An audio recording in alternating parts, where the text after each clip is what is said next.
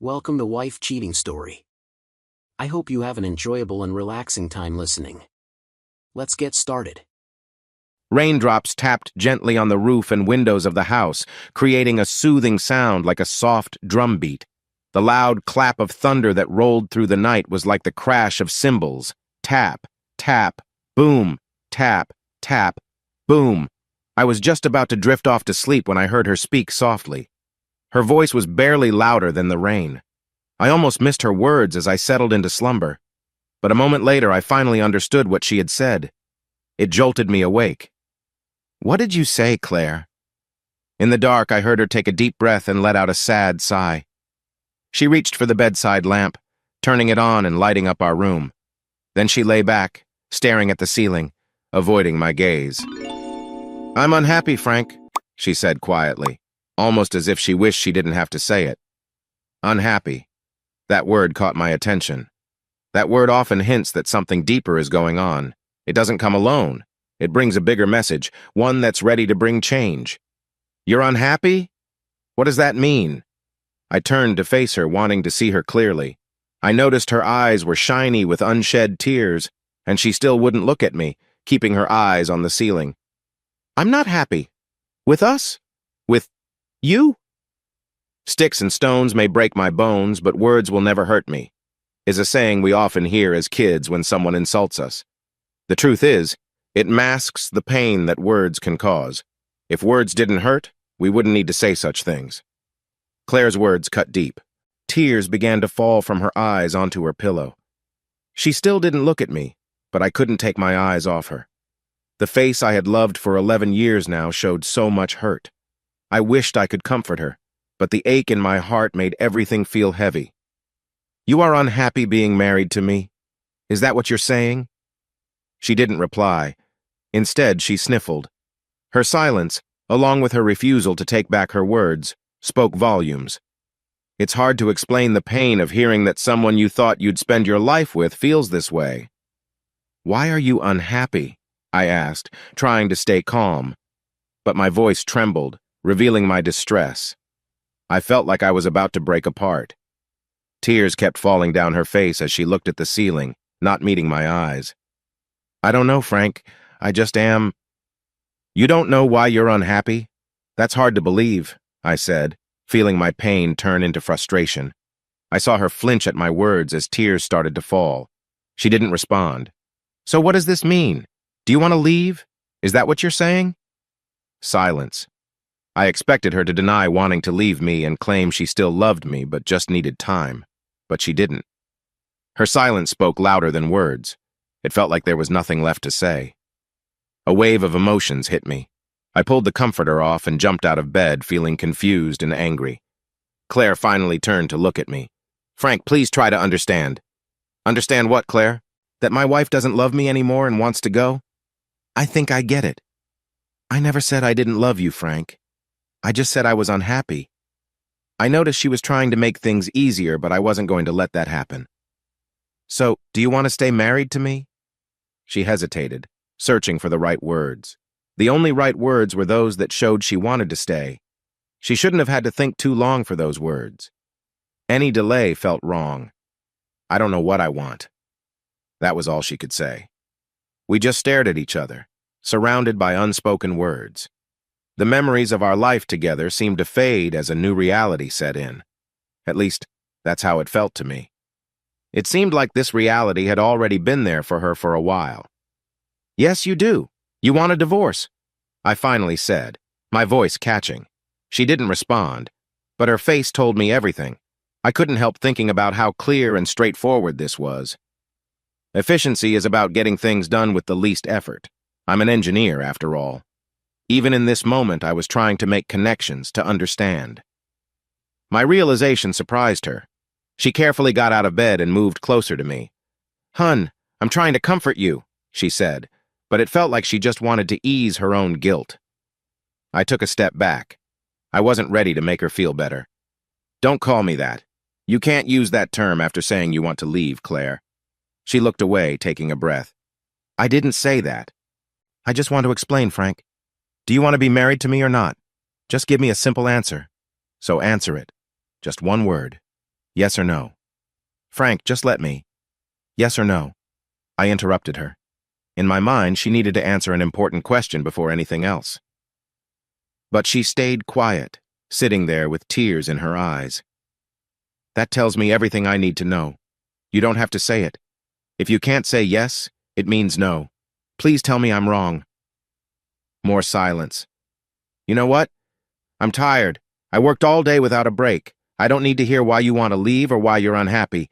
I just need some sleep. I'm going to the couch in my office for a rest. We can talk about this tomorrow.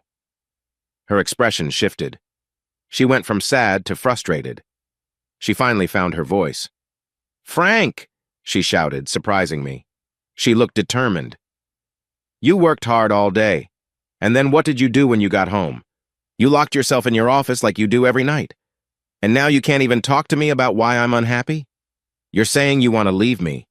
What else is there to discuss? That's not what I said. You didn't deny it, Claire. Just tell me what you want. You really want to know? I want to feel loved. I want someone who wants me around, someone who appreciates me. And I don't make you feel that way? I asked. She fell silent again. I wouldn't let her avoid this anymore. Claire, please answer me. Then it hit me, a sudden realization. She didn't say she wanted me to make her feel appreciated. She said she wanted someone who does. Is there someone else who makes you feel that way? I asked, my voice shaking. Her expression changed as tears began to flow. She covered her face with her hands. Yes, she whispered through her sobs. The frustration was gone, replaced with deep sadness. In that moment, my world felt like it stopped. I couldn't respond. I just watched her cry. Who? I finally managed to ask. No answer, just more tears. Who? I asked again, my voice a bit louder. She jumped in surprise, then wiped her tears. Doug, she said quietly. It's Doug. Doug, my former best friend. How typical is that? Can anyone truly express what you feel in that moment? There are no right words for it. No one can create metaphors that truly show how deep the hurt goes when you face betrayal from your partner and a close friend. Both chose each other. This only makes the betrayal hurt more, and the pain grows even stronger. Pain. That's the only word that fits. Nothing else can capture it. Even its synonyms fail to capture what this realization does to a person. I wanted to answer, but I couldn't. There was so much to say, yet it all felt pointless. My mind was filled with questions and doubts, but I remained silent. In that moment, I did what I thought was best. I left the room and went to my office next to the living room. I closed the door firmly behind me, looking for some peace.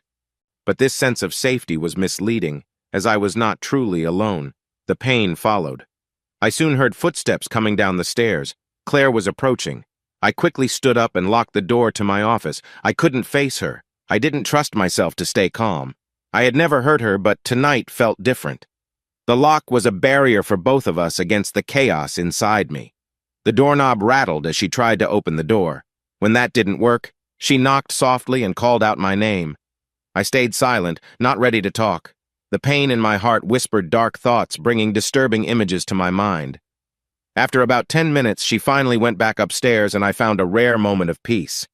I tried to grab the quiet and rest, which I needed so much. However, finding that rest was harder than I thought. The couch was comfortable enough, and I often slept there when I didn't want to disturb Claire, but now my thoughts raced. I was haunted by feelings of not being good enough and the unsettling thought that love was slipping away. When did this happen? Even more troubling was how I had missed the signs. I thought back through our years together, trying to find the moment when love began to fade, the moment that changed everything. There must be something. Looking back, I struggled to find anything significant enough to explain how we had grown apart. Everything had seemed normal. In stories like this, people often notice when their partner pulls back from affection. But with us, there hadn't been a decline. We still shared moments of affection occasionally. It might not have been exciting, but it felt normal. There was a time when we were young and inseparable. Life changes people. Relationships grow. Priorities shift. That's just how life is. But when did Doug come into the picture? I had known Doug for nearly 13 years. He was my friend before I met Claire. We started working at the same company together. Some people are naturally outgoing and make friends easily. I wasn't like that. I don't have many friends. For me to call someone a friend is a big deal. Doug was my friend. Claire was my wife and my friend, but now that felt different. It wasn't that I struggled socially. It's just that I don't connect easily. I have coworkers that I like. My assistant Sarah has been a big help in my life. I admire her and enjoy being around her. But even with all that, I wouldn't call her a friend. Growing up as an only child, I learned to manage without needing to be around people every day. That independence stayed with me as I became an adult. But not needing many friends doesn't mean I don't want any. As I mentioned, Doug and I used to work closely together. We teamed up for years until I was promoted and became his boss.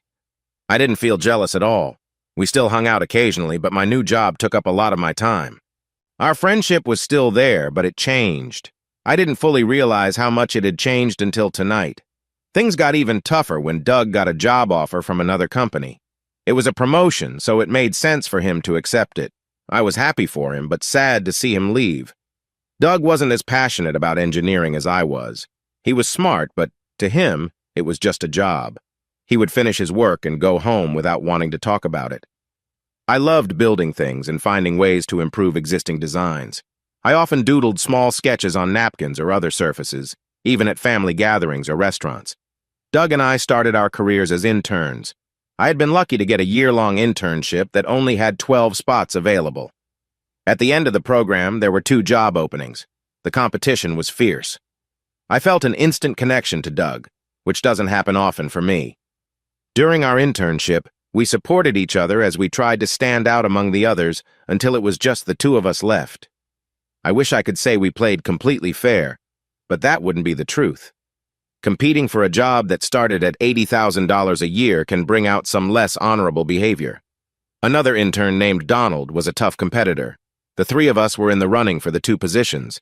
He was very talented, and we knew we had to find a way to lessen his chances. He had come up with a strong design for a propulsion system that gave him an advantage. In a moment of desperation, we made a poor choice. We invited Donald out one night pretending to be friends and took his design files while we were together.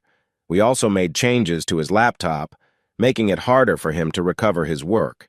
We even removed some backup options from his space. Our goal was to ensure he couldn't present his project. Once we felt confident in our plan, Doug planned to return the designs to Donald quietly, and it worked. Without his designs, Donald couldn't compete as well. Feeling frustrated, he spoke up against us, and we acted like we had nothing to do with it. Once he was no longer a concern, it was clear who would take over the open positions. I met Claire after finishing my internship and landing a job at the company. At that time, Doug and I had been friends for 2 years. I won't go into detail about how we met or our friendship. We hit it off. I found her charming, asked her out, and we got married within a year. Now we've been happily married for 10 years and have 2 daughters, Stacy, who is 8, and Kelly, who is 5. Doug often visited my home. I wouldn't say he lived there, but if I woke up to find him looking in the fridge, I would just ask if he had made coffee. Thinking back on Doug's visits, I noticed they had started to become less frequent. I couldn't tell when things began to change. I was too busy with life to notice at first. If I had to guess, I'd say it started just over 6 months ago when he began to show up less often. He didn't act differently around me. He just stopped visiting without notice. Was there a reason for that? The clock on my desk ticked away. Seconds turned into minutes, which blended into hours. Time felt strange, like it stretched forever, yet it also flew by. Soon, sunlight was trying to peek through the curtains. I hadn't slept a wink. I sighed as I thought about getting up to use the bathroom. I knew I had to go soon, so I dragged myself there. After that, I went back to my office and thought about calling in sick. I was just not in the mood to work. As I got back under the blanket, I heard my alarm ringing upstairs. If I'd been asleep in my own bed, it would have woken me up to start my day. Suddenly, it stopped, which meant Claire had turned it off. I lay there, unsure about what to do next. Then I heard some noise upstairs, followed by her footsteps coming down. A moment later, there was a knock on the door. "Frank, are you awake?" I decided to ignore her. I know it was childish, but I wanted her to leave me alone. So I pretended to be asleep, burying my face in the cushion. I heard the door slowly creak open and listened as she entered my office. I mentally scolded myself for not locking it. Frank, I know you're awake. I've slept by your side for years. I can tell when you're pretending. What do you want, Claire? I replied, my voice muffled by the pillow. I didn't even turn to look at her. Just checking on you. I was a bit worried. I scoffed at that. She was worried about me after everything that had happened. I'm fine. Please leave. I didn't hear her walk away, so I knew she was still there. Part of me wanted to find something to throw out of frustration. The other part just wanted to ignore her. Frank, we need to talk about this. I think things got confused last night. I finally sat up and looked at her. She seemed just as troubled as I was. That gave me a strange sense of comfort. What got confused, Claire? You were unfaithful, and now you want to leave. That's what happened, isn't it? Frank. Do you want to be married to me, Claire? She began to fidget. It's not that simple, Frank. I couldn't think of a simpler question. It only needed a yes or a no. What is so complicated about it, Claire? Either you want to be with me, or you don't. It's that clear. If you just let me explain. The soft footsteps of our daughters, Kelly and Stacy, came down the stairs, and we paused our conversation. A silent message of, "We'll finish this later," passed between us as we greeted the girls and started our morning routine. We didn't speak about our big issue again, at least not in words. Instead, we exchanged glances over our daughters' heads, trying to read each other's thoughts. Soon, the day's responsibilities pulled our conversation away as we got ready to face the day. Our family moved like clockwork, showering, dressing, and heading out. I chose to go to work. I didn't want to be alone with Claire after the girls went to school. Not yet. That discussion could wait. As I drove to work, my mind spun with questions. Add my tiredness to that mix, and it was going to be a tough day. However, once I parked at work, all other thoughts faded. Claire seemed far away. I didn't feel my exhaustion anymore. Suddenly, my focus shifted to the engine problems we were facing. Our company was close to creating a new type of engine that promised better performance and greater fuel efficiency. We had a lot invested in this project. The issue was that we were almost there, but not quite. The engine kept failing tests. I mentally noted the adjustments we needed. My intern, Thomas, met me at the door with a fresh cup of coffee, as he did every morning, eager to share his ideas. I valued Thomas because he reminded me of my own intern days. "Mr. Underwood, glad you're here. I have some ideas on why the engine is failing. I tried to contact you last night, but your wife said you couldn't be reached. I left a message for you through her, but you never got back to me. Did you receive it?" The last thing I wanted to think about was Claire right now. I needed to stay focused. Even hearing her name stirred things inside me. "Doesn't matter, Thomas. I'm here now. What's going on?" "I was trying to explain to your wife," he went on, acting like he hadn't heard me. "The new engine keeps breaking down because there are things we didn't think about. We keep trying to fix it, but nothing seems to work. Making it stronger helps for a little while, but it doesn't stay cool enough. I think we should spend less time on making it more powerful and focus more on finding a better way to cool it." He smiled proudly, as if he had just figured everything out. Interns are always so eager.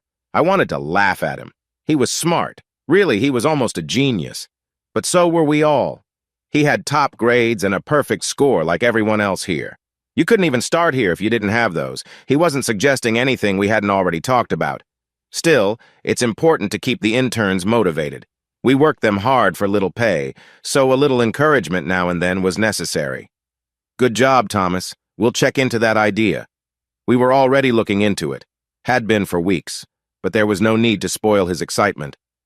Thomas smiled again, clearly happy with my praise. I almost gave him a friendly gesture. "Here are the new projected specs for today's trial runs." He handed me the paper with the latest results. The numbers looked good. They always do on paper. "Okay, Thomas. Tell the others I'll be in the lab shortly." He started to hurry down the hallway, but then turned back. "Boss, is everything okay at home? Mrs. Underwood seemed a bit—" "Everything's fine." I interrupted him. He looked concerned, but saw that I didn't want to talk about it. He quietly accepted that my personal life was off limits and nodded as he went off to the lab. I stopped by my assistant's desk to check on my schedule. Sarah quickly updated me on what I had to do. Everything was normal except for a meeting I had with management. We called them the heads.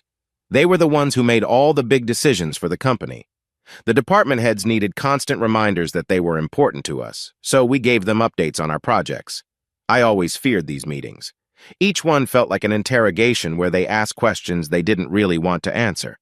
They just wanted to hear that everything was going great. If things weren't progressing, they wanted to know why. But I couldn't explain it without getting into complicated issues that confused them. The only words they understood were terms like profit and bottom line. Every time we created a new product, this was the routine. We all knew it and didn't like it. After my day was planned out, I thanked Sarah. She glanced at me with a worried look for a moment. "Mr. Underwood, are you okay?" I wished people would stop asking me that. "I'm fine, Sarah, just dealing with some things at home. I'll be all right." "Do you want to talk about it?" she asked, genuinely caring.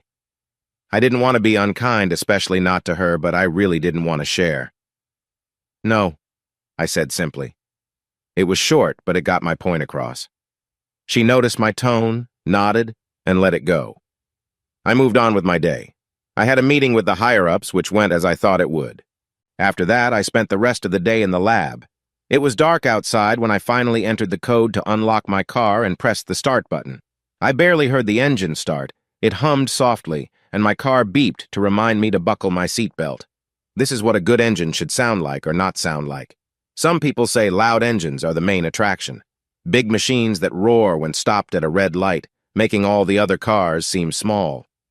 A simple push on the gas pedal creates a stir as the car moves forward, leaving excitement behind. But for me, that's not it. I like luxury engines, the strong, quiet types, the ones that can go fast in seconds without much noise. These cars don't need to shout their presence. They just arrive, polished and elegant. Muscle cars might grab a guy's attention. Luxury cars usually attract interest from women. Have you ever seen an ad for an Aston Martin or a Tesla? Probably not. You don't need to know the price or details. If you do, you might be looking too hard.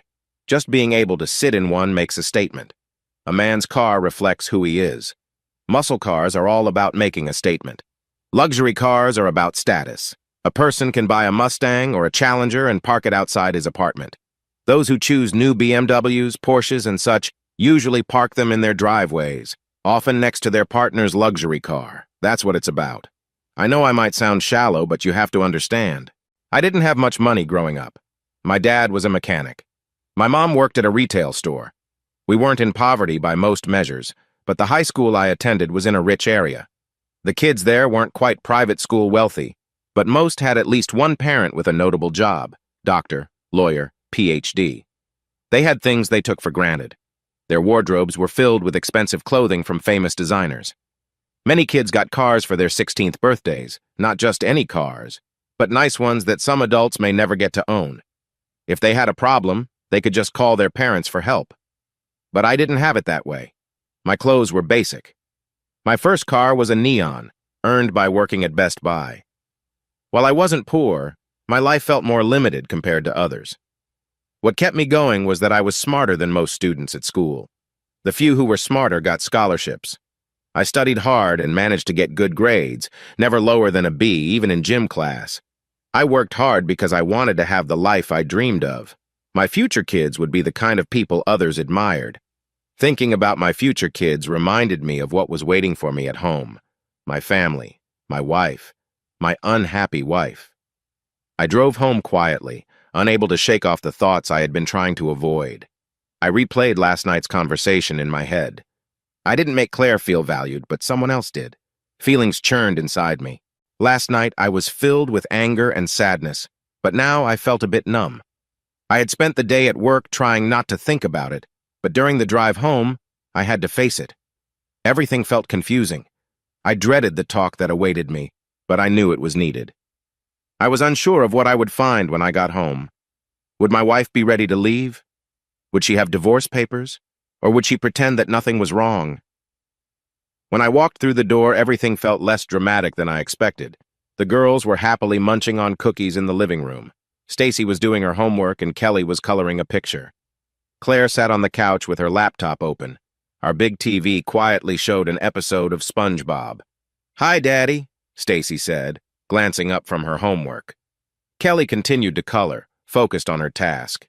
Claire looked up from her laptop, a hint of worry on her face, as if she was trying to read my mood. "Hi, honey. How was work?" she asked in a tone that felt forced, likely for the girl's sake. I let her call me honey for now. "It was work," I replied, keeping my voice steady. I was ready to play along for the moment, but I wouldn't pretend that things were okay. She nodded slightly, acknowledging the tension. "I made you a plate of food. It's in the microwave. It probably tasted better warm, but we ate earlier," she said, with a tone that made me wonder if she was trying to explain herself. "I had a long day at work. Someone has to take care of us," I said. Her expression showed that she had more to share. We both had a lot on our minds. Once the girls were in bed, Claire asked, "So are we finally going to talk about this?" I was sitting in my office looking at my laptop when I heard her voice from behind me. I turned my chair around to face her as she stood in my doorway. "Okay, fine," I said with a sigh. She walked in and closed the door, then headed to the couch that was my temporary bed. "I just want to say I'm sorry. I never wanted to hurt you. Things have been really tough lately. I don't know what to say." "Why don't you start by telling me about you and Doug?" I said calmly. "Frank, I don't want to hear your apologies or how you didn't mean to hurt me. That doesn't help at all. If you want to support me, you need to talk. Now tell me about your relationship with my ex-best friend." I could feel my anger building, but oddly, it felt good to have that emotion back. For a moment, I worried I had turned into a robot. "It started a year ago," she said, her voice trembling. I leaned back, giving her a moment. "Actually, Doug has always been there for me, so I guess it's been longer than a year. But I didn't start seeing him differently until about a year ago. You were away so much, especially after your promotion. I felt overwhelmed doing everything alone during the nights you weren't home and the days you weren't available." She shot me a look, but quickly turned away. Then she went on, "Doug started helping around the house and listening to me. He would come over just to talk. He was kind." She paused, her gaze drifting for a moment. Then her voice became sorrowful again. "He even took me out a few times, like the time you were supposed to take me out on my birthday, but forgot." Her expression hardened. The remorse was gone. Now I was feeling upset. "Oh, okay, I'm sorry. You're right, Claire. I forgot your birthday. I guess that was your way of making a point, huh? We didn't do anything wrong that night. For your information, I spent that evening crying about how my husband never wants to be with me. He just listened to me. Do you get that? He listened. So tell me, when did listening turn into something more? If you're using the birthday excuse, you have a long way to go to make that stick." She laughed, shaking her head as she stood up. "You think this started because you forgot one birthday? What about all the anniversaries, date nights, gatherings with friends, trips we had to cancel, or everything else that got pushed aside because of work? How about all those nights you were here, but not really with me?" She was leaning over me, pointing as she spoke. We were ready to dig in and have it out. "You never answered my question. When did it start?" "I don't know, Frank. Maybe around April. 6 months ago. About the time Doug stopped coming around. There was that mystery cleared up." "Where did it happen?" "Huh? Where? In my bed? On the couch? Somewhere else?" "Yes," she said simply. I didn't get it right away, but then it hit me. It happened in all those places and probably more. "Do you love him?" My voice trembled as I asked. The hurt started to rise. The anger she caused was nothing compared to the pain I was feeling now. I had hidden it for a while, focusing on work and my justified anger, but asking that question left me vulnerable. Tears began to gather in my eyes. "I don't know, I think so," she said, looking away. She knew how this affected me, and she felt regret. "Do you still love me?" Another question that made me feel exposed. "Yes, but it's not the same. Not like it used to be." "A husband," I said. Tears rolled down her face as she nodded. After that, silence settled between us. She moved back to the couch and sat down. "So what do we do now?" she asked quietly, breaking the stillness. All I could do was sigh and shake my head. "What do you think we should do?" I asked, feeling the pain. I knew what she wanted. She wanted me to make everything okay. But I wasn't going to do that. You want to end this marriage? Fine. You can start it. You can find a lawyer and get the papers ready. You move out and find a new place. You tell the kids why we're splitting up. You take the lead, I won't do anything. You started this, you finish it. Frank. Don't Frank me! What did you expect? That I would wish you happiness? That I would be sorry for forgetting your birthday? That I could have been a better husband? What did you think would happen when you came in here? The words hit her hard. They struck right at the heart of it all. Her expression dropped, tears rolling down her cheeks, but she kept her head held high. With shining eyes, she looked at me and said, I didn't know what to expect, Frank. Maybe we would talk, work through things, figure it out like adults. But honestly, I don't expect much from you now. With that, she left my office. If my life were like the stories, I would have received divorce papers the next day, and there would be simple notes about what we would share after. Then the scene would shift, and one of us would move out, starting a new chapter. If only it were that easy. Claire found a lawyer about a week later. It was hard for me to accept that she was looking for one. I watched her on her laptop, focused and serious as she looked through search results, stopping sometimes before moving on. Then, she would give me a worried glance and leave, phone in hand. I realized she was serious about moving on, so I started looking for a lawyer too. My assistant Sarah pointed me to Terrence Ross. Our company had a law firm on retainer, and he was the lawyer we usually worked with for legal help. He wasn't a divorce lawyer, but he could refer me to someone who was. I made an appointment to meet him at his office. After his secretary told him I was there, he came out to greet me. Mr. Underwood, nice to see you. Please come in and take a seat, he said, shaking my hand and leading me into his office, where he motioned for me to sit in front of his large desk. So what brings us here today? He asked, opening a notebook and taking a nice pen from his desk. Well, Mr. Ross, my wife is planning to file for divorce. She just found a lawyer, so I know it's coming. He nodded and wrote down some notes. I see. I went through a tough divorce myself not long ago. I understand how challenging it can be. His expression showed he understood, sharing in my struggle. So tell me, were there any issues? Yes, there were some problems, but no serious harm done. Did she share any reasons for her actions? I let out a small laugh. She said I worked too much and was never around. He chuckled softly, shaking his head. I understand that. You work hard to provide a good life, and sometimes it isn't enough. Honestly, I don't know what they really want. They want a successful man, but they also want him to be there all the time. I sighed and nodded. It felt good to have someone who understood how I felt. So, Mr. Ross, please call me Terry. Thank you, Terry. Feel free to call me Frank. Will do, Frank. So what should I do now? He leaned back in his chair and a thoughtful look crossed his face, as if he had just realized something important. Well, to start, I recommend making a list of your belongings. I'm not saying to hide anything, but... I nodded as he continued. What you don't keep will likely be divided between the two of you. Like I mentioned, I've been through that myself.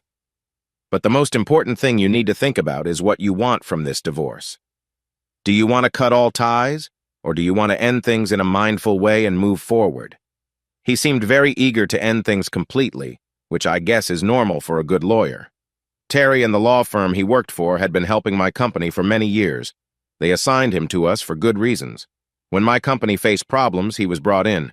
Issues often got resolved when he was involved. What are my choices? I asked him. He grinned widely, as if he had been waiting for me to ask. Well, Frank, I'm not a divorce lawyer. Mostly, I deal with legal matters that protect your company and keep it following the law. But I do know some professionals I can recommend to you. Who I refer depends on what you want from this situation. I can connect you with someone who approaches things more directly, or someone who is more diplomatic. I'm not sure I understand, I said, feeling a bit confused. He chuckled softly, as if he didn't think I would get it right away. The direct person I mentioned is someone who gets things done effectively. He takes necessary actions with minimal conflict. He is the type who resolves issues quietly and efficiently. Have you heard about secret operations leading to major results? Usually you don't hear about them unless they are big news. That's how he works. He gets the job done for his client while keeping things friendly. He just smiled while saying this. Now, Phil, He is a tough guy. Tough people are known for their determination. They make sure problems are solved definitively. They do not give up until everything is fully dealt with because their goal is to see it through. Phil will let you know he is in charge, and then he will joke about the results. His first approach is straightforward and firm. I have never heard of a smooth negotiation when he is involved. I could only nod and wait for him to continue. Both methods are good for their purposes. Neither is better. They just have different ways of handling things. If you want someone to resolve the situation calmly, without causing any trouble, I can refer you to Mike. But if you want to take on the issue directly, then I can send you to Phil. He seemed to enjoy sharing this comparison. It likely was something he had said many times before. However, no matter how much Claire hurt me, I didn't like the idea of her facing serious consequences. I'm not sure what I want right now. I guess it depends on her, I finally said. He took a deep breath and looked at me with understanding. Okay, Frank, I get it. Believe me, ending a marriage is tough. I've been through it myself. His eyes seemed to drift off for a moment, as if remembering his own struggles, but he quickly shook it off. Just remember, there is a difference between being patient and putting things off. In situations like divorce, the person who acts first often gets what they want. When my ex-wife Christine decided on a divorce, I waited, hoping she'd change her mind. I tried to win her back with flowers, gifts, and heartfelt actions, but she was firm in her choice. I wasn't ready, and she moved forward. If you wait to see what someone else decides, you might end up at a disadvantage like I did. Don't wait too long before you act. I thanked him and shook his hand as I got ready to leave. He walked me to the door of his office and handed me his card as I stepped outside. Call me when you're ready. Good luck, he said with a reassuring pat on my back. I left his office feeling worse than when I had walked in. When I submitted the divorce papers, I placed the weight of the decision on Claire. I secretly hoped she'd realize she didn't want it.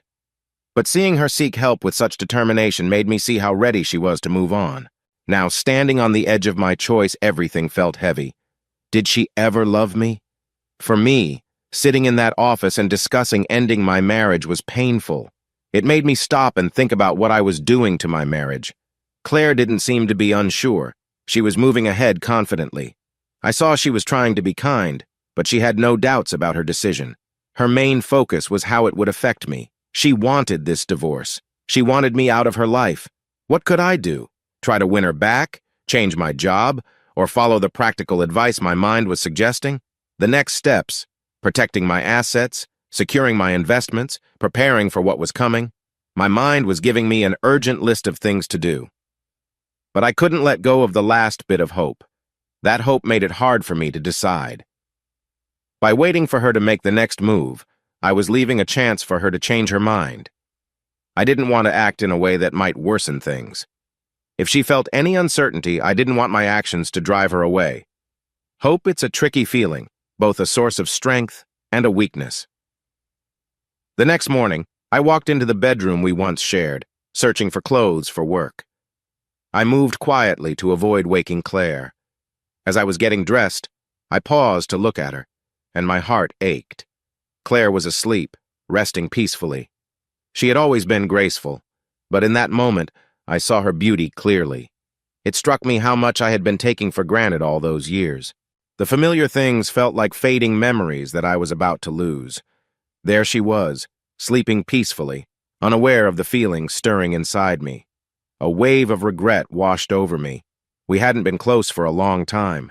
Even before our issues grew clear, something essential had been missing. Now, facing the reality of being apart, I longed for what we had. Not just the affection, but the partnership, the comfort of our everyday life together. The quiet connection, the warmth we shared, the small gestures that once meant so much.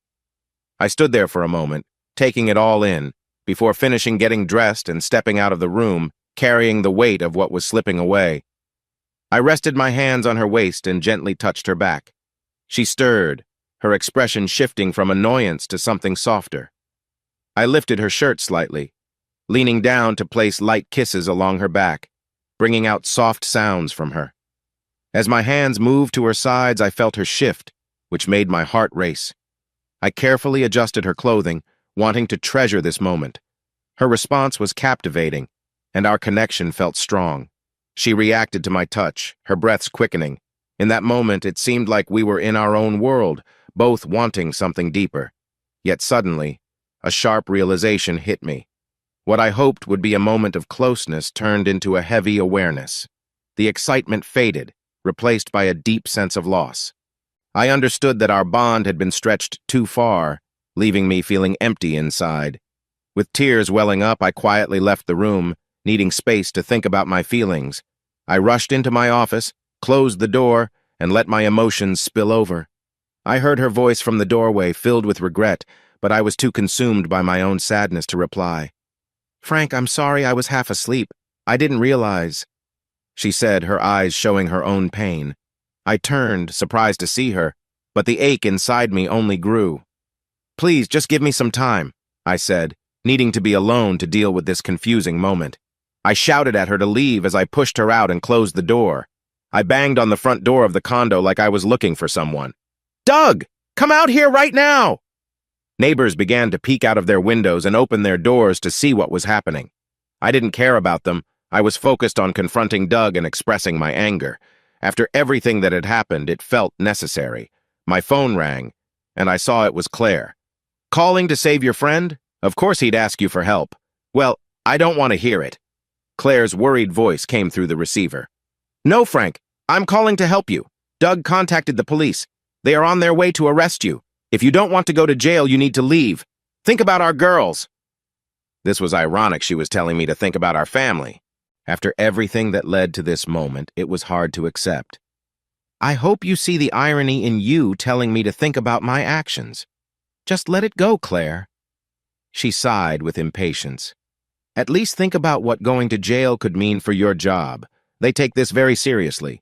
Being in jail could put you in a tough spot for a long time." She made a good point. I couldn't afford to lose my job. My marriage was already falling apart, and I wasn't willing to risk the one thing that kept me steady. My silence made her scoff. "Do the right thing for your job, if not for the family. At least you know what's important." "Claire, just stop. I don't want to hear any more." I hung up and walked to my car, but I still had something to say to Doug. "This isn't over, Doug. Can you hear me?" As I drove away, tears stung my eyes again. This was too much. I wouldn't let myself cry. I was drained from wishing for something impossible. She wanted him, not me. I saw her name pop up on my phone a few more times. She was trying to reach me. I ignored those calls. She was the last person I wanted to talk to right now. As I sped around a corner, ignoring the stop sign, I suddenly saw something in front of me. My heart sank when I realized I was heading straight toward a mother and her child crossing the street. I slammed on my brakes and saw their faces change to shock. They stood frozen, clearly scared. My tires screeched loudly as they skidded on the road. "Please, no!" Somehow my car stopped just a few inches away. The mother's face went from fear to anger. "Are you crazy? You almost hit us. What is wrong with you?" She kept expressing her anger, but I was relieved her child was there. It seemed to soften her words a little. Still, her voice was filled with intensity. No amount of apologies would calm her down. Saying sorry for almost hurting her and her child felt pretty insignificant. We went our separate ways and I found a place to park. I wasn't in a good state to drive. My nerves were shot, and my mind was a mess of hurt and anger. I felt like a different person. Usually I'm calm and collected, but now I was acting on impulse, confronting things like a bully on a playground. That wasn't like me. I needed to get back to myself. It was time to face reality. My marriage was over. There was no saving it, no hope for healing. It was time for me to take charge. I pulled out the carefully designed card from my wallet. It had the address of his office, his phone number, and a short quote over a picture of a serious-looking Terry. After I dialed his number, I waited for someone to pick up. The friendly secretary answered, saying I had reached Terrence Ross's office. When she connected me to him, I said clearly, "Send me the Marine." "Frank, what happened?" Terry asked, concern in his voice. "It doesn't matter what happened.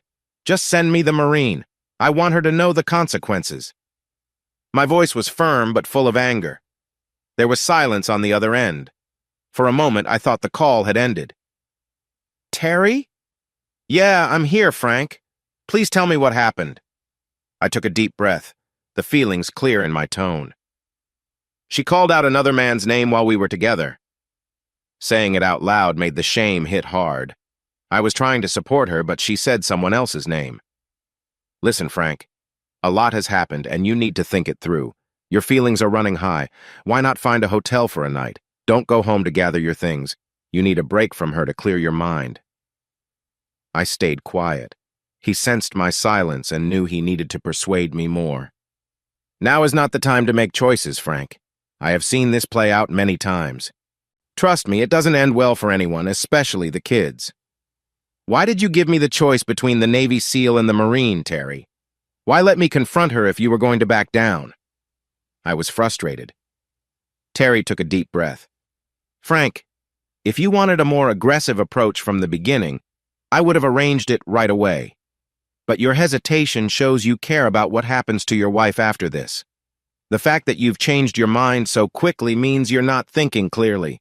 Decisions made like this often lead to regrets. Trust me. I began to calm down and see his point. He was right. The last thing I wanted, even with my anger, was to create a situation with unexpected problems, especially for my kids. No matter what Claire thought of me, I loved my daughters. I didn't want to make things worse for them. Still, I wanted her and her boyfriend to understand the impact of their actions on me. What should I do, Terry? I feel lost. My heart is broken and they act like I'm the one in the wrong. What should I do? I rested my head on the steering wheel and closed my eyes for a moment, feeling the hurt. My world felt chaotic and I struggled to find something solid to hold on to. That is the worst feeling for someone who likes to be in control. Listen, I heard his voice say. I'm going to do something unexpected. I'm going to send you an address. You should meet me there. You need a break. Maybe even some time to relax. I don't think so, Terry. Frank, this isn't up for debate. I can be there in about 15 minutes. I'll have things ready by the time you arrive. See you soon. He ended the call without giving me a chance to argue. 2 minutes later, my phone buzzed with a message. Sal's Lounge. Is he serious? My life feels chaotic. I'm questioning everything about myself and he thinks this will help? What can I do for you? A woman with bright makeup asked as I walked in. She seemed confident and friendly. The place was lively, filled with laughter and chatter. I felt out of place given what had just happened. She wore flashy accessories with her outfit. Even though I was not in a good mood, I noticed she was very pretty. Her skin was smooth, and she carried herself with grace. I'm here to meet a friend. He's my lawyer. Well, not exactly mine, but I was stumbling over my words. I took a deep breath and said, I'm here to meet a man named Terry, or Mr. Ross. The friendly woman giggled and placed her hand gently on my chest to help calm me. Her smile was warm. I realized I was making quite an impression on myself. I'd seen outfits like hers before, but being here felt a bit unsettling. You're Frank. I'm Starlet. Terry asked me to look for you. He's in the VIP section and wants me to take you to him. I was relieved to stop talking. She waved her finger, signaling for me to follow her. Come with me. She led the way with confidence, and I was so focused on her that I didn't notice when she stopped until I nearly bumped into her. Oh, I'm sorry, I wasn't paying attention. She laughed lightly. It's all right, it's nice to see you so distracted. She watched me, amused, while I scrambled for a reply. When I didn't say anything, she continued. The VIP section is right up these stairs. She pointed to a narrow hallway leading to a staircase. The sign above read Champagne Room. As we go up, enjoy the view. Got it? I couldn't help but smile back at her. Yes, of course, I said playfully. She smiled and winked at me as she led me up the stairs, easily climbing each step. I tried my best to stay calm. There he is, Terry called out cheerfully, raising his glass to greet me as I came into the room. He was surrounded by a few attractive people. This area felt more private than downstairs, which was loud and busy. The bright lights of the main section were gone, replaced by soft, warm lighting, and the loud music was now smooth jazz. Starlet took my hand and led me to Terry. Her gentle gesture gave me a nice feeling. Walking together, her touch sent a pleasant shiver through me. I see you've met Starlet. Terry said with a big smile as we got closer. I nodded shyly. Yeah, we've met, she replied for me. She stood gracefully next to me. My nerves began to fade, and I felt comfortable around her. I lightly touched her arms and shoulders, and it felt special. I was breathing a bit fast, caught up in the moment. Having someone like Starlet nearby is refreshing. Anyone who doesn't feel a little brighter in that moment must be really troubled. There's not much space for indifference. In my eyes, this woman might help reveal a person's true emotions. Anyone unsure about their feelings only needs a moment with her to discover their answer. I knew Terry wanted me to meet other girls, but I was happy with Starlet. She was the most captivating person in the place. About an hour later, Terry asked the girls to step out of the room and change to a more serious tone. Now that things are clearer, let's talk. Think about what you truly want from this. After everything settles, what can you accept? If you choose a big change, make sure it's what you really want. I nodded while sipping the warm beer that had been sitting out. I don't know. I want what's fair. More than anything, I want to protect my kids from all of this. You understand? He smiled knowingly and gave me a supportive pat on the back. I looked up at the ceiling and sighed. Just give me the seal. I want this to be done. I need to move on. He handed me another card, simpler than his, but it had all the needed information. Call Mike tomorrow. I'll let him know to expect you. As he started to put on his jacket and adjust his tie, I asked, Do you miss her, Terry? Your ex. Do you wish things had turned out differently? A sad look came to his face as he paused. Every day, he said softly. What happened with Christine? Did she ever regret leaving? A shadow of pain crossed his face. No, Frank. I wouldn't expect her to. I wasn't the best husband. I worked all the time, and when I was home, I wasn't really there. You know? I think I can understand that, I said, thinking about my own situation. He understood what I was thinking and jumped in. Frank, you're not like me at all. Trust me. I was unfaithful to my wife with my secretary. I didn't just slip up once. I got caught after doing it many times. I treated her poorly like she was just there for me. And she took it. I thought I had everything figured out. I could do as I pleased, then come home as if nothing had happened. He let out a little sigh that made it seem like he was laughing at himself. Why don't you try to win her back? It seems like you still care. The sadness in his eyes deepened. I tried for a while. Nothing changed. I had let her down so many times that she didn't trust me anymore. I even began to doubt myself. I thought she might be unfaithful. I hired someone to follow her. I was ready to ruin everything. What happened then? It turned out she was worried about me too. And unlike me, her worries were real. It's funny. I never considered my own actions. But when I thought she might be doing something wrong, it made me angry. To make a long story short, she left. Then she found someone new, a school teacher. They got married last year. The hardest part? I know she's happier with him. I have a good job as a lawyer, but she's better off with someone who drives a simple car. How could I respond to that? After a moment of remembering his mistakes, he shook it off and walked to the mirror to fix his appearance. You know, he said while looking at me through the reflection. He had a teasing grin. Starlet isn't just a dancer. She has other abilities. What other abilities does Starlet have? He laughed as he turned to face me. Let's just say she knows how to help people relax. I got what he meant. You mean her skills involve interactions? He looked at me with a smile as if I was finally getting it. You mean she offers company? A woman who enjoys helping men feel at ease, he said to finish my thought. I was trying to understand. It sounded possible. But still. Have you ever experienced her skills? Of course not, Frank. Engaging in activities that aren't right isn't my thing, but Starlet and I have shared good times together. Did you ever pay her? For company? No. I told you, that's not who I am. I'm a lawyer. But I may have lent her some money before. She just hasn't paid me back. I started to see Starlet in a new way. I knew she was a dancer, but I hadn't thought of her like this before. I felt there was something more than friendship, maybe a deeper connection. Our playful talks and the way we laughed together felt meaningful. Maybe I was reading too much into it. She was being nice, but isn't that part of her job? I probably wouldn't be the best person to judge that right now. Still, the idea of being close to Starlet was interesting. She looked amazing. As she moved to the soft music, I imagined how nice it would be to be next to her. I may have been feeling down, but I was still a guy who had been alone for some time. But I wasn't ready for anything like that.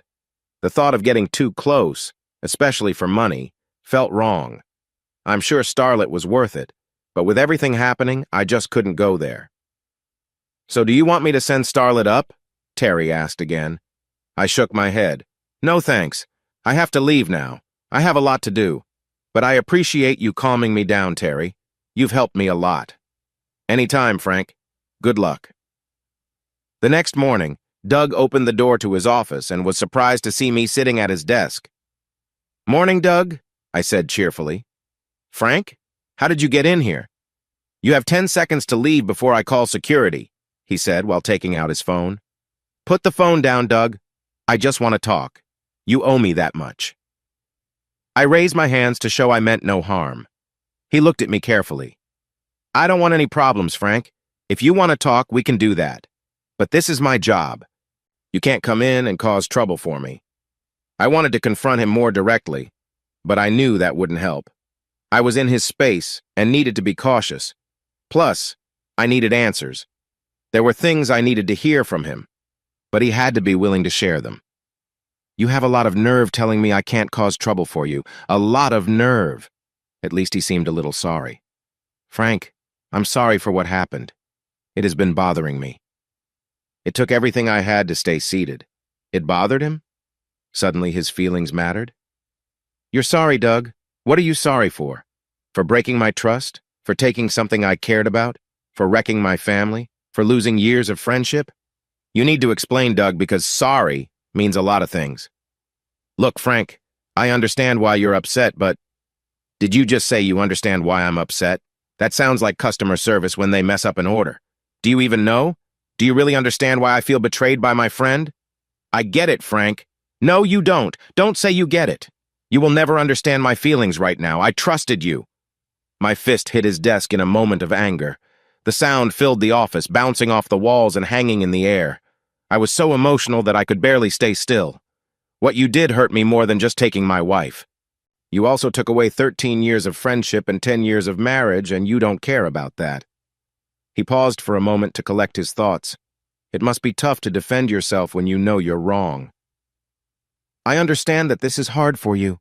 I did betray you, and I regret it deeply. But..." He stopped as if trying to find the right words. "But what?" "You were never there for her. She needed you, but you weren't around." I stood up and walked over to him until we were close. To his credit, he didn't flinch or step back. He held my gaze just as fiercely as I was glaring at him. "You really want to know why I did this? Fine, because you didn't appreciate her. You had a wonderful woman at home who just wanted some attention and you didn't care. Night after night, she waited for you to notice her, but you were always at work. You never made time for her or your kids. You don't seem to want a family. It took every bit of self-control I had not to let my anger take over. I was so frustrated I could picture what I wanted to do. Is that what you tell yourself at night? That you deserve this? In case you didn't see it, I had to work. You think just because you told Claire she was pretty that you know anything about being a husband? How do you think we got that big house? Do you think Claire's car was free? Where do you think the money for all of that came from?" I spoke with such force that my frustration was on the verge of spilling over. But Doug showed no signs of backing down or apologizing. He stood firm, convinced he had a valid point. "Frank, we both know you aren't an hourly worker. What does that matter? You could have gone home whenever you wanted. You get the same pay whether you work 50 hours or 80. You chose to stay there." Even in the heat of our argument, I couldn't deny there was some truth in his words. It made me stop for a moment. He saw that pause as a win and pressed on. "You could have made time for her if you wanted to. You didn't try to save your marriage." He spoke with such self-righteousness. That was my biggest problem with this whole situation. Both he and Claire felt no guilt because they believed they were right. I took a step back and tried a different approach. "Doug, tell me, when is Claire's next visit?" My voice was calm now, quite different from how it was just a moment ago. This seemed to confuse him. "Why would I know that?" I kept going. "What is Kelly allergic to? Stacy has bad dreams after she watches a certain movie, yet she still watches it every time it comes on TV. What is it? He still stood there looking confused. I was just getting started. I'll ask you some easier questions, Doug. What is Kelly's favorite food? And what about Stacy's? I don't see how this is important. I laughed a little. Of course you don't, Doug. You're busy chasing after my wife, complimenting her and making me look foolish. But let me tell you something. Claire, Kelly, and Stacy are a package deal. You can't just have Claire without them. The fact that you've been with my wife for 6 months and have not tried to know my daughters better says a lot about you. He looked taken aback, but I wasn't finished.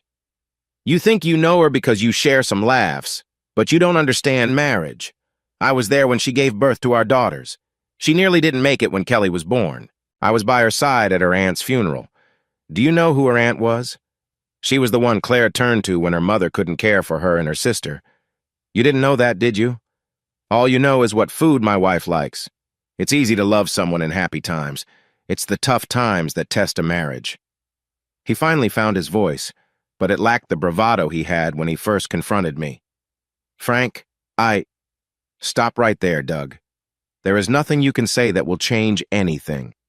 If you could betray me after 13 years as friends, how could you be good enough for Claire and my girls? If you truly cared about my family, the thought of hurting my daughters would break you. You would do what I am doing. You would control your feelings and think of their well-being before your own wants. But we both know you only want Claire. I started to leave his office. As I reached the door, I heard him say, I love her, Frank. Whether you believe me or not, I love her. I paused, shook my head, and without looking back said, I don't ever want to see you again, Doug.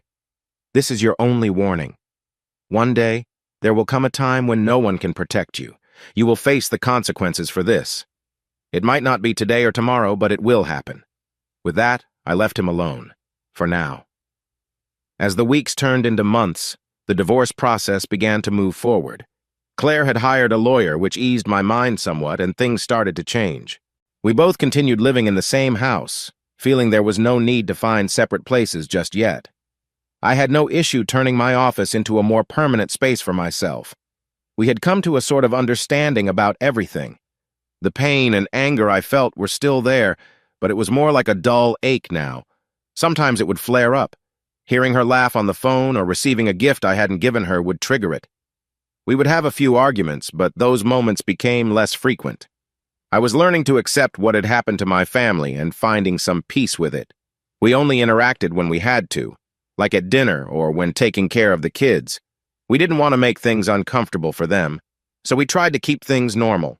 We never crossed the personal boundaries we had set, but we stayed friendly on the surface. Overall, it was the best outcome I could hope for in a tough situation. I know the usual story for divorced men is to throw themselves into their work, but that didn't apply to me. The only difference in my work life was that I no longer felt guilty about it. I hadn't seen or heard from Doug since our last meeting, and I didn't really expect to. After 13 years of friendship, I missed him a bit. Not him exactly, but the bond we had shared. I find it hard to make friends. Sadly, he and Claire were the only people I considered friends. I didn't participate in group activities, so meeting new people was a challenge for me. My main hobby was solving tough problems at work. Now, with my situation changed, I picked up the hobby of watching videos and reading stories online. I found many different stories that helped me escape my frustrations. These stories captured my interest and let me express my feelings. Neither of these new activities needed teamwork. So while Claire followed her own interests, I was often alone. As for Claire, I made an effort to stay out of her personal life. I didn't ask if she was still seeing Doug, even though I suspected she was. She often went out, giving vague reasons for her absence. She would start with casual questions about my plans for the night, and then share her own plans that seemed to slip her mind. Sometimes she would say she was meeting some friends, and other times it was just a me night. She knew that I knew. I could see it in her eyes when she tried to explain herself. She wasn't hiding it or being dishonest. In her mind, she was free. It felt like our marriage was just waiting for that official paper to finalize the divorce. I think she wanted to leave without causing too much trouble. She didn't get dressed up too much before going out, trying not to make it too obvious. Yet she respected my intelligence by not trying to convince me otherwise. I appreciated that consideration. but it didn't help reduce my feelings of anger. I felt a bit jealous. There was a lot going on with my best friend, but there was something else that made me envious. She had new beginnings ahead of her, while I felt alone and stuck. I didn't mind being by myself too much, but it bothered me that she could move on when I couldn't. But there was nothing I could do. She was no longer my wife, and she didn't have to stay true to our past promises. She had already moved on emotionally, and there was no need for her to be loyal after the divorce. Still, it hurt. It felt like I was the only one going through the pain of a broken marriage. Claire seemed to be free from sadness and was moving on with her life. As for me, I had my job to keep me busy. Things might have kept going like this until the divorce paperwork came, but life has a way of surprising you. One evening, while Claire was out with friends, I was in my office working as usual. My daughter Stacy, who was 8, came in. "Daddy, Mrs. Benson needs the money for tomorrow. Mommy forgot to give it to me. Do you have it?" she asked as she walked over. "Money for what, sweetie?" I asked, picking her up. "For my cheerleading uniform and pom-poms?" She looked surprised, as if I should have already known. I remembered Claire saying something about Stacy wanting to cheer, but I hadn't thought much about it, not realizing there was a cheerleading program for her age. Now I learned that she needed money for her uniform. "Oh, right, the cheerleading money. I remember now," I said, trying to reassure her despite my confusion. She smiled and kissed me on the cheek. "Thanks, Daddy," she said as she jumped off my lap. Before she left, I asked, "How much was it again?" I expected her to say something in the 40s or 50s. How much could a cheerleading uniform cost for an 8-year-old? I was shocked when she replied, $198.99. She said it proudly, but the number hit me hard. After she left, I had another worry. I hadn't even known she was in cheerleading. What kind of father doesn't keep up with his daughter's activities? That thought bothered me. What frustrated me even more was knowing that if I had missed her events, it wouldn't have mattered much. Claire would have made excuses for my absence. Stacy would have heard something like, "Daddy is busy, but he loves you." But she shouldn't have to hear that. Claire shouldn't have to explain to our daughter why I couldn't be there. Kids with parents in the military have to understand their parents are away because they are serving our country. Here I was, in the same city as my daughters, and they had to understand why their father didn't have time for them. But I was working hard for them, to give them the life I never had. Was that true? I realized it wasn't. I enjoyed working more than spending time with my family. I was at work because that was where I truly wanted to be. That's not right. I love my family. If I had to choose between saving my family and my job, which would I pick? I already knew the answer. Every time Claire asked me to spend time with her and all the trips I canceled to focus on work problems, I always chose my job over my family. Now my family was drifting away, and it felt upsetting. This situation was a kind of payback. No matter how much Doug frustrated me, he was right about one thing. Throughout our marriage, I often put work before Claire. Now the gap I had created was clear. I knew my family was slipping away, and I was left to think about my choices. Looking at my own reflection was scary. I saw a kind of monster, not one who harms, but a monster just the same. I thought I was being a hero, but really I was failing those I cared about most. I thought I could buy my children's love with money. I convinced myself that I didn't need to be there to show love. I could just offer gifts to cover up my absence. I closed my laptop, deciding to leave work for tomorrow. I had more important things to focus on right now. "Girls!" I called out as I left my office. "Who wants to go out for pizza and ice cream?" Their joyful cheers made me smile. It was music to my ears. Then I received a frantic text. "Call me quickly, the girls are gone. I thought you were staying home with them. Please get back so we can find them." That was the urgent message while the girls and I were at the restaurant.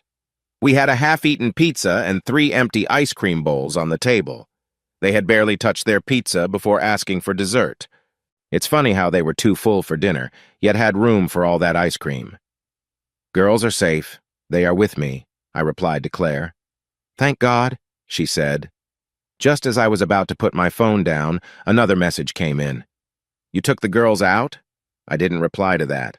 At that moment, my daughters were singing "Let It Go" from the movie Frozen. They sang loudly and beautifully together. I may be biased, but I thought they sounded even better than the movie. I looked around, expecting to see annoyed customers, but instead found a restaurant full of smiling faces cheering for my daughters. Kelly and Stacy sang with all their hearts, not noticing the people around them. I pulled out my phone and started recording. I saw many parents, probably of kids their age, singing the words along with my daughters. When the girls finished with a happy, "The cold never bothered me anyway," the whole restaurant burst into applause and cheers. What they did next took me by surprise. Usually, when someone realizes they have an audience, they might feel shy. But Stacy, not feeling shy at all, got out of her seat and bowed. Kelly soon joined her, and together they took a bow for their cheering fans. I had never seen anything more beautiful or funny than my girls bowing and blowing kisses as if they had just finished a big performance. This was what I had been missing all these years. I couldn't help but smile. My girls were growing up so quickly, and they were truly wonderful. While I was busy working on my own projects, I was missing special moments like this. What if I had chosen to stay home tonight, like so many other nights, and focused only on my work? I would have missed out.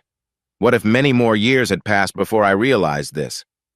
How long would Kelly and Stacy stay so young and innocent? I didn't want to look back years from now and not have memories like this to cherish. When my girls bring friends or partners home in the future, I want to tell stories about this night and other nights like it, even if it makes them a little embarrassed. After things settled down, I paid the bill, and we left. Once we got to the car, Stacy said, "Thank you for the ice cream, Daddy. I like it when you take us out." "You're welcome, sweetheart. Thanks for the song," I replied. She giggled. "You're welcome. You're the best daddy ever." Soon, my girls were fast asleep. I drove home quietly, the best daddy ever. Kids often overlook their parents' flaws when they are young. No matter what challenges we face, they still see us as perfect, even when we feel anything but. As I parked in the driveway, I texted Claire. "In driveway, girls asleep. Need help." Moments later, Claire came out and picked up Kelly. She immediately wrapped around Claire. Stacy did the same to me when I lifted her. We carried our daughters to their rooms. After we laid them down, we met in the hallway. "So you took a break from work to take them out. I'll bet they loved it." "What did you all do?" Claire asked, surprised. "We had pizza and ice cream. Then they surprised me with a song." I laughed at the memory. "You should have seen them, Claire. They were fantastic. The entire restaurant joined in, and when everyone cheered, they got up and took a bow. I have never seen anything like it." We both laughed as I shared the video with her. We had to get close together to see the screen, and it felt strange to be that near her after everything that had happened lately.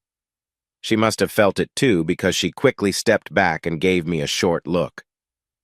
"I'm glad you spent time with Kelly and Stacy. That was really kind of you. You should do it more often. They will need you when—" Her voice faded without finishing, but I understood what she meant.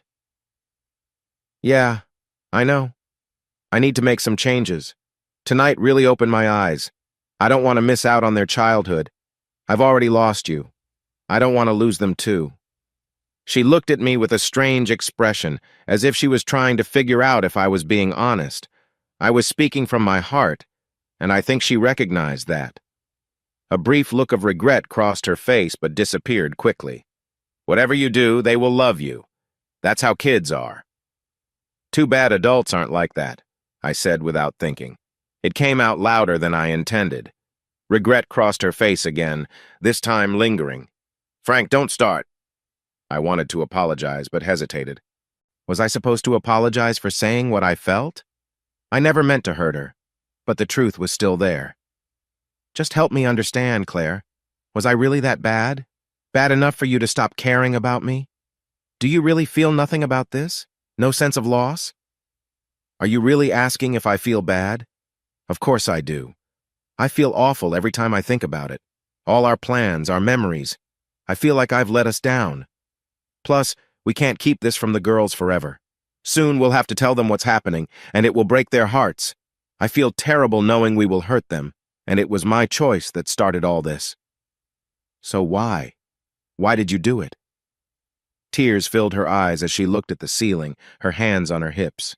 "Because I felt lonely, Frank. That's the simple truth. I live in this big house, have nice clothes, and drive a fancy car, but I'm unhappy. I just wanted some little signs from you to feel like I mattered. But it seems I didn't. And Doug gives you those signs? She nodded. Yes, he makes me feel valued. He checks in on me, sends me flowers, and enjoys being with me. Is that what you wanted to hear? That was the last thing I wanted to hear, but I needed to understand what he provided that I didn't. Now I understood. Well, as soon as I'm out of the way, the two of you can be together. You can ride off into the sunset, hand in hand. Don't do this, Frank. What's done is done. Going down this path will only lead to more hurt. I had to chuckle at that, even though it wasn't funny. Are you serious? You're telling me not to go down this path because it will bring more hurt? You do realize that this path I'm on is one that you put us on, right? Her nose twitched, and her eyes narrowed. She poked my chest and said, "In case you forgot, you neglected me first." I could no longer hold back. You know what, Claire? I'm so tired of hearing that same old story. In case you forgot, you were unfaithful. Do you think anything I did justifies your choice? Do you really believe I deserve that kind of pain? She didn't reply, which said a lot. I had a real moment of clarity tonight, Claire. I faced my choices. I can see how I played a part in where we are. But you're just upset about your hard-working husband, ignoring your own part in this. Did you ever suggest we get help together? Did you ever try to deal with these problems? I came to you, Frank, and you ignored me. So, what was your next step, Claire? From my viewpoint, when something isn't working, you think about what to do next. If it's worth saving and you believe in it, you look for new options. Getting a fresh perspective might help you find something you missed, or you could start over with something better. So again, what was your next step? You would use an engineering example. That's all you ever think about, she said, her tone sharp. But her eyes told me she felt the truth in my words. It's an example that works, and you know it. If this marriage mattered to you, why didn't you change your approach? Why didn't you seek help? Why didn't you suggest counseling? She quickly became defensive. You didn't suggest counseling either. I wasn't the one feeling unhappy. I thought things were fine. Maybe I was naive or not paying enough attention, but I didn't see our marriage was in trouble. If I had, I would have tried to fix it. I thought our marriage was worth saving. But you... I paused to look at her before I continued. I couldn't hide my disappointment. You saw our marriage heading for trouble, and you did nothing. You let it slip away. Then you made choices that pushed it further down. And now, you want to act like you did everything possible to save it, as if you had no other options. But that's not true, Claire. You were with my best friend. You made a choice that hurt me deeply. You could have chosen anyone, but you picked him. You never thought about how that would affect me. You both decided my feelings didn't matter anymore. And you want to justify what you did? Tears streamed down her face, but she had no answer. We stood in silence, physically close but emotionally far apart due to years of neglect and bad choices. What do you want me to say, Frank? That you're right? That I'm sorry? Would that help you feel better?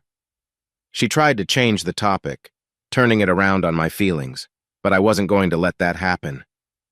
You stopped trying, Claire. You gave up on our marriage. You need to admit that was your choice. You left me with nothing to fight for, she said softly through her tears. I couldn't continue like this. I felt drained, both mentally and physically. I'm tired, Claire. I'm going to bed. With that, I went to my office and shut the door. A couple of weeks later, the divorce papers arrived, signed, sealed, and delivered. It was official. My marriage was over. The divorce went fairly smoothly. I won't pretend it wasn't painful to sit with the lawyers and split our belongings, but focusing on that won't make the story more interesting. Both lawyers said it was a fair divorce, but I disagreed. While we divided our material things reasonably, the house went to her since she had the kids, it felt like I was left with the emotional weight. She also received monthly child support and spousal support from me. I agreed to the child support, but paying spousal support to the person who chose to end our marriage felt wrong. But that's how a no-fault divorce works. My only relief was knowing the amount could have been much higher if Mike hadn't been involved. The first offer wanted to take 2/3 of my paycheck. Could I manage with what I had left? Yes. I made a good income and had decent investments. I had managed to keep some assets from her lawyer, so I wasn't the typical divorced husband struggling financially. Still, I wished she felt a bit more responsibility for her choices. I also thought about my daughters. I questioned why we tried to shield them from the coming changes by pretending everything was fine. Looking back, it feels strange that we made that choice. Now we couldn't hide the truth from them anymore. Instead of preparing them slowly and helping them understand, we had to deal with the shock of a sudden change. As much as I'd like to say I kept the truth from the kids out of love, I couldn't. At this point in my life, I was tired of hiding my failures behind excuses. I pretended my mistakes were an attempt to protect those I cared about. The truth was, I did it because I was scared. Claire had her reasons, likely similar to mine, but I refused to let her thoughts influence my choices. She seemed good at justifying her decisions, and I couldn't get wrapped up in that anymore. Tomorrow's person is shaped by the choices you make today. That's what my dad used to tell me. When I was a teenager, I didn't really think about what that meant because I was focused on what I couldn't have. Now, those words had new meaning for me. What kind of person did I want to be tomorrow? The person I am today is the result of the choice I made yesterday to put work before my family. If I didn't like who I was, I needed to decide to change for tomorrow. I wanted to be a good dad. I also wanted to be successful. Why couldn't I have both? I didn't want to create a life where I had to choose one over the other. Why couldn't I do well at work and then come home to my daughters without bringing work along? So I did what I do best. I made a plan for my life.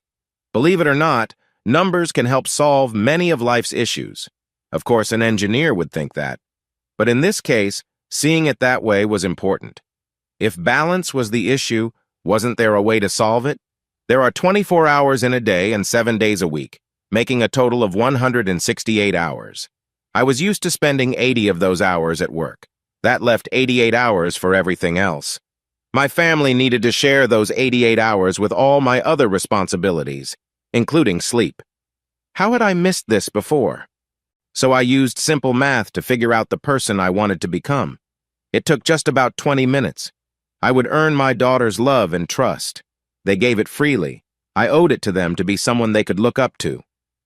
I heard quiet crying from the room I used to share with my ex-wife. The door was slightly open, so I just nudged it. I saw Claire lying on her stomach on the large bed we once shared. Above her was a copy of the document I had read earlier. Her hands covered her face and her body shook as she cried. I wanted to talk about where we go from here, but now was not the right time. Did I feel justified that she finally showed emotion about our marriage ending? Not really. I felt sorry for her. For me, the pain wasn't as intense as it had been. I had been coming to terms with the end for a while. Ever since she had called out Doug's name, I had been struggling with the idea of letting go. She had someone to support her. Doug kept her busy, so she didn't have to focus on our situation. To her, the end of our marriage was a problem for tomorrow. Today, she got to enjoy what she felt she had missed while being with me. But all dreams eventually end. Reality always catches up with you. Before her was something that showed the choices she had made. It was in black and white, and it had her signature. She couldn't ignore it anymore. I gently closed the door and let her deal with her sadness. She would need it. From here, things were going to get a bit tougher. We still had to talk to the girls. I wasn't looking forward to that, so I could only imagine what she was feeling. I needed something to help take my mind off things, even for a little while. Something nice. And I knew exactly what it was. Or rather, who it was. Since that day at the club with Terry, I had not been able to stop thinking about her. Starlet. I don't know why. If I believed Terry, she was good at her job. Not the kind of person everyone looked up to, but I felt a spark with her. The way she looked at me, the way she spoke. I can't explain it, but I wanted to feel that connection again. So I got in my car and drove. About 20 minutes later, I arrived at Sal's lounge. When I entered, I was greeted by the smell of smoke, beer, and many entertainers around me, but I was only looking for one. "Welcome to Sal's. How can I help you?" a woman said as she smiled at me. Even with her makeup, she looked young. As pretty as she wasn't who I wanted. Yes. I was looking for someone. Is Starlet here?" The woman's smile stayed, but her eyes showed a bit of worry. "Yes, she's here. Who should I tell her is waiting?" I felt shy. There was no way she would remember me. She probably saw many people every day. But I told her my name anyway. My name is Frank. She's not expecting me or anything. I just wanted to know if she was free. Okay. Please sit at that table over there. I'll see if she's available. The young woman went to find Starlet, and I sat down at the table. A waitress came over to take my drink order, then left to get it. Both Starlet and my drink arrived at the same time. Hey, Frank, I'm Starlet. Jessie said you were looking for me? She said as she came over. Even though I expected it, I felt a little let down when I didn't see any sign of recognition in her eyes. It had been about 4 months since I came here. She had probably seen hundreds of faces since then. Still, we all want to feel special, to stand out in some way.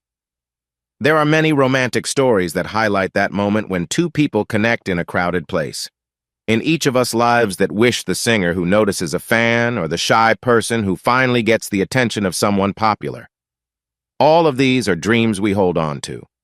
Even if they seem unrealistic, we want to believe we are unique. Hey, Starlet. I know you don't remember me. I came in here months ago with a friend. I was having a tough day and you took time to chat with me. I remember that. I'm glad to hear from you. Would you like to dance again? I happen to be free. Her eyes seemed to see right through me, just like that night before. They held my attention completely. At that moment, I really wanted to make her happy. I'd like that. With that, she stood up and reached out her hand. I took it, and she led me through the club. Do you want to stay here in the open area, or should we go somewhere quieter? She asked, looking at me closely. I turned away, feeling a bit shy. Quieter, I said softly. She nodded and guided me to a corner. I felt a bit nervous, saying, I was hoping to go to the champagne room. She paused. The champagne room is a bit pricey. Are you sure that's what you want? I swallowed hard and nodded, wondering what went on there. It did not matter. I was ready to go.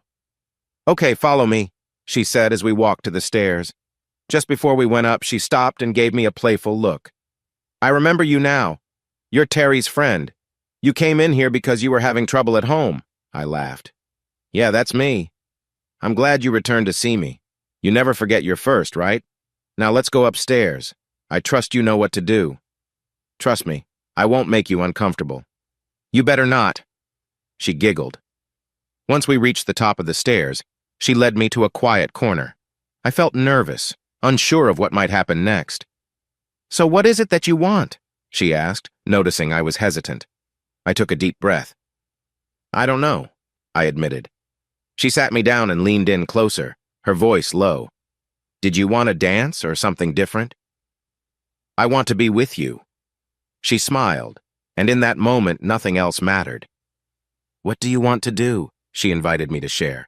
I want to be near you, I said, finally finding the right words. Her smile showed she liked my honesty. If you want to spend time with me, there are a few things you should know first.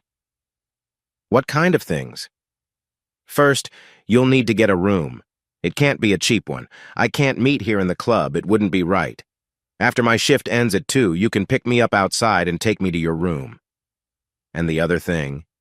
Cost of $300. That was what happened. I rented a room near the beach. It had a nice view of the ocean. Since it was peak season, it cost $350 for the night. Not knowing what she meant by not a cheap room, I chose one that felt comfortable. It was more classy than a rundown motel, but not overly fancy. She left the club around 2:30. When she walked over to my car, I noticed how she looked different. She was still beautiful, no question about that. Her legs looked great in her white shorts. Above her shorts, her stomach showed a fit shape. The top she wore hugged her body but wasn't too flashy. This time, she seemed more real. The way she acted in the club felt like a big show. Now, as she walked toward my car, she looked like a girl next door. Her face had little makeup, and her hair was tied back in a simple ponytail. She even wore glasses. Hey, Frank. I almost didn't think you would come, she said with a warm smile, though there was a hint of something missing. I opened the passenger door for her, and she stepped inside with ease. After I got into the driver's seat, she gently placed her hand on mine. Do you have something for me? She asked. I understood, and reached into my pocket to get an envelope with the agreed amount. Once I handed it to her, it quickly slipped into her purse. "It's better to settle that early. It might distract us later. But don't worry. You won't think about it for long," she said, lightly touching my arm. "You have a nice car. What do you do for a living?" she asked as we left the parking lot. "I'm an engineer. I design engines. Actually, I helped design the engine for this model." She looked impressed. "Really? That's cool." "Yep. It goes from 0 to 60 in less time than it takes to crack an egg. I'm part of a team working on a new type of engine," I replied, feeling proud. She nodded and smiled. "You're obviously very good at your job. That's a big compliment." I appreciated what she said, but it felt empty. I worked hard and was skilled, but the sacrifices I made to get here left me feeling hollow. "Did I say something wrong?" she asked, noticing my mood. I brushed it off. "Nah, just thinking about some things from the past, you know?" "I get that feeling," she said softly, as if she was thinking about her own experiences. We sat in silence for a moment. "Are you hungry?" I asked, trying to lighten the mood. She nodded. "A little. But you probably want to get to the room and do what you came here for. I can wait." That struck me as odd. I didn't like the idea of her feeling uneasy while I focused on something else. "Do you like pancakes?" "Huh? Do you like pancakes? The only places open at this hour are IHOP and McDonald's, and I'd rather eat something more real." She gave a small smile, glad for my offer. "I'm fine, Frank. Thanks for asking, but I'd rather just do what we came to do." Her tone felt serious and businesslike. It seemed like she saw this as just a transaction. I wish she could have played along with the idea that it was more than that. "Okay," I said, a bit of disappointment in my voice. She noticed, but didn't say anything more. The rest of the ride was quiet. Once we arrived at the room, she spoke again. "So, Frankie, what kind of things would you like to do?" she asked, looking at me with curiosity. Her change in mood was sudden but smooth, as if it was just how she was. But I could tell it wasn't real. This side of her was just a show. The fun and flirty person I had seen earlier wasn't the real her. I didn't know what shifted inside me, but suddenly I felt no attraction. The charm I once found appealing now seemed fake, and I lost interest. She came closer and began to touch my arms and back, trying to create a sense of closeness. "Starlet," I started to say, but she kept going with her actions. "Do you like this?" she whispered, trying to draw me in. Still, even with her charm, my thoughts were elsewhere, looking for something real. I knew that some guys would laugh at me for this, but the new feeling I had about her made it impossible for me to respond as before. "Starlet," I said firmly as I gently moved her back. She looked puzzled while I walked to the other side of the room, rubbing my head in frustration. "Okay, Frank. What do you want? I thought I understood you, but I guess I was wrong. Just tell me what you're after." I could hear a bit of annoyance in her voice, but she covered it quickly. "What can I do for you, Frankie?" She was skilled at this. She had confidence down to an art, but I wasn't fooled by it. "I just want to eat something. I'm hungry." "What about you? Are you hungry?" I said, reaching for the phone to call room service. She showed a flash of irritation, but it went away fast. "I'd rather have you join me for a meal somewhere more private." She moved closer, but I stayed back. She looked confused. Then irritation returned. "Why am I here, Frank? Are you going to talk to me, or are you here to mess around? I could have stayed home to rest, but I came here with you. So tell me what you want so we can get this over with." There she was, the real Starlet, or whatever her name was. "I want to talk," I replied honestly. She gave me a skeptical look before shaking her head and laughing. After her laughter faded, annoyance came back. "Take me back to the club," she said firmly. "What?" I said, "Take me back to the club. That's where my car is parked. This is over. I'm not the person you want, and I don't want to waste our time." "Are you serious? How do you know what I want?" She laughed again. "Really? You think you're special compared to all the other guys I see? Just because you held the door for me and asked if I was hungry? This isn't a fairy tale?" "That's not what I meant to do." "Frank, stop fooling yourself. What you want is something deeper. You want to share a meal, talk, and enjoy each other's company like a real couple. And then you go home, back to your wife, and return to being the husband she needs. When I heard her mention my wife, tears began to flow. I tried to hold them back, but they just kept coming. Frank? I wanted to speak, but nothing came out. The tears just kept falling. Starlet looked at me, confused at first, but then her expression changed to one of kindness. Your wife. She left you, didn't she? That made me break down entirely. I wasn't just shedding a few tears. I was crying hard. I just got the papers today, I said, feeling weak as I knelt down. I thought I was done crying over this. I thought I had moved on. But I hadn't. Now, I was in a room with someone who understood, and all I could do was cry about my situation. Starlet sighed and placed her hands on her hips, unsure of what to do. Slowly, she walked over to me and gently rested my head against her stomach. I wrapped my arms around her waist and let the tears flow. We stayed like that for about 10 minutes. When I finally calmed down, I looked up at her. Her eyes were filled with sympathy. I'm sorry. I guess I changed the mood, I said, trying to laugh a little. Kind of, she replied with a slight smile, but her face turned serious. Frank, I'm really sorry about your marriage. I mean it. But what you want from me tonight isn't something I can do. I can give you comfort, but I can't pretend to be something I'm not. I'm truly sorry. I nodded as I stood up. I understand, Starlet. She nodded back and gave me an encouraging smile before taking her purse. She took out an envelope. Here's your money, Frank, she said, offering it to me. I pushed it back towards her. You keep it, Starlet. But we didn't share that kind of connection, she said. I looked at her and realized that, for the first time in a while, I felt a sense of relief. It might not be the strongest thing to admit, but maybe I just needed a good cry to clear my mind. Having someone to hold on to while I did that was exactly what I needed. You helped me tonight, Starlet. Whether you know it or not, you really did. We didn't have that connection, but I still think this money was worth it. So keep it. You deserve it. She nodded and put it back in her purse. We left the room and headed to my car to take her back to the club. We rode in silence for a bit. It wasn't uncomfortable. It felt nice. We didn't need to talk. It was okay. You know what, Frank? I am hungry. How about we go to IHOP after all? She said, breaking the quiet.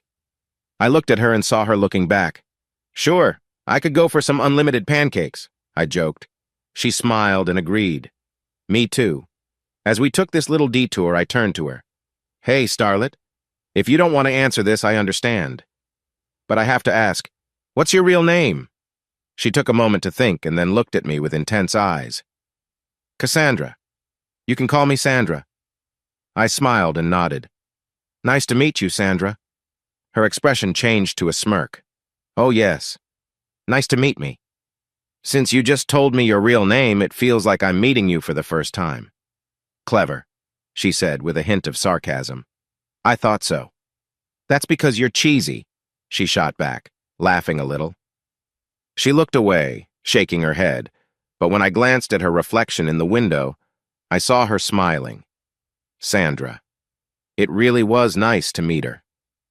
I watched in amazement as Sandra finished every bite of food on her plate. Pancakes, eggs, bacon, all gone. She must have noticed me staring because she looked up with a slightly annoyed look. What? She said, chewing. Nothing. You just eat like you're really hungry. I was about to offer you a tip to clean my windshield. Her face twisted into a smirk, though it was hard to see with her mouth full. After she swallowed, she said, Oh, so now we're being funny. An hour ago, you seemed really upset. Something changed in my expression, and I could see that hers did too. Frank, I'm sorry. I was just joking. I didn't mean... I waved off her apology. No, it's okay. You didn't say anything wrong. I'm just dealing with a lot right now. She nodded and took a sip of her juice, and a quiet moment fell between us. Do you want to talk about it? I may have a tough job, but I'm a good listener, she said with a light laugh. For a second, I saw a glimpse of vulnerability, but it disappeared quickly. Something about her made me feel at ease. I understood her. I felt it from the first night we met. Even if we could have avoided each other, I couldn't shake the feeling that we shared a connection. It's a long, boring story. Trust me, you don't want to hear it. She looked at me, smiling. Well, you paid me $300 and bought me breakfast, so I think you should get your money's worth. Wait a minute. You're not paying for this? I asked in mock surprise, pointing at the food. The humor caught her attention, and we both laughed. Then she looked at me, waiting for me to share my story. So I did. I told her everything, from the first night Claire opened up about her unhappiness to the evening I met Sandra. She listened without interrupting. When I finished, there was a brief silence.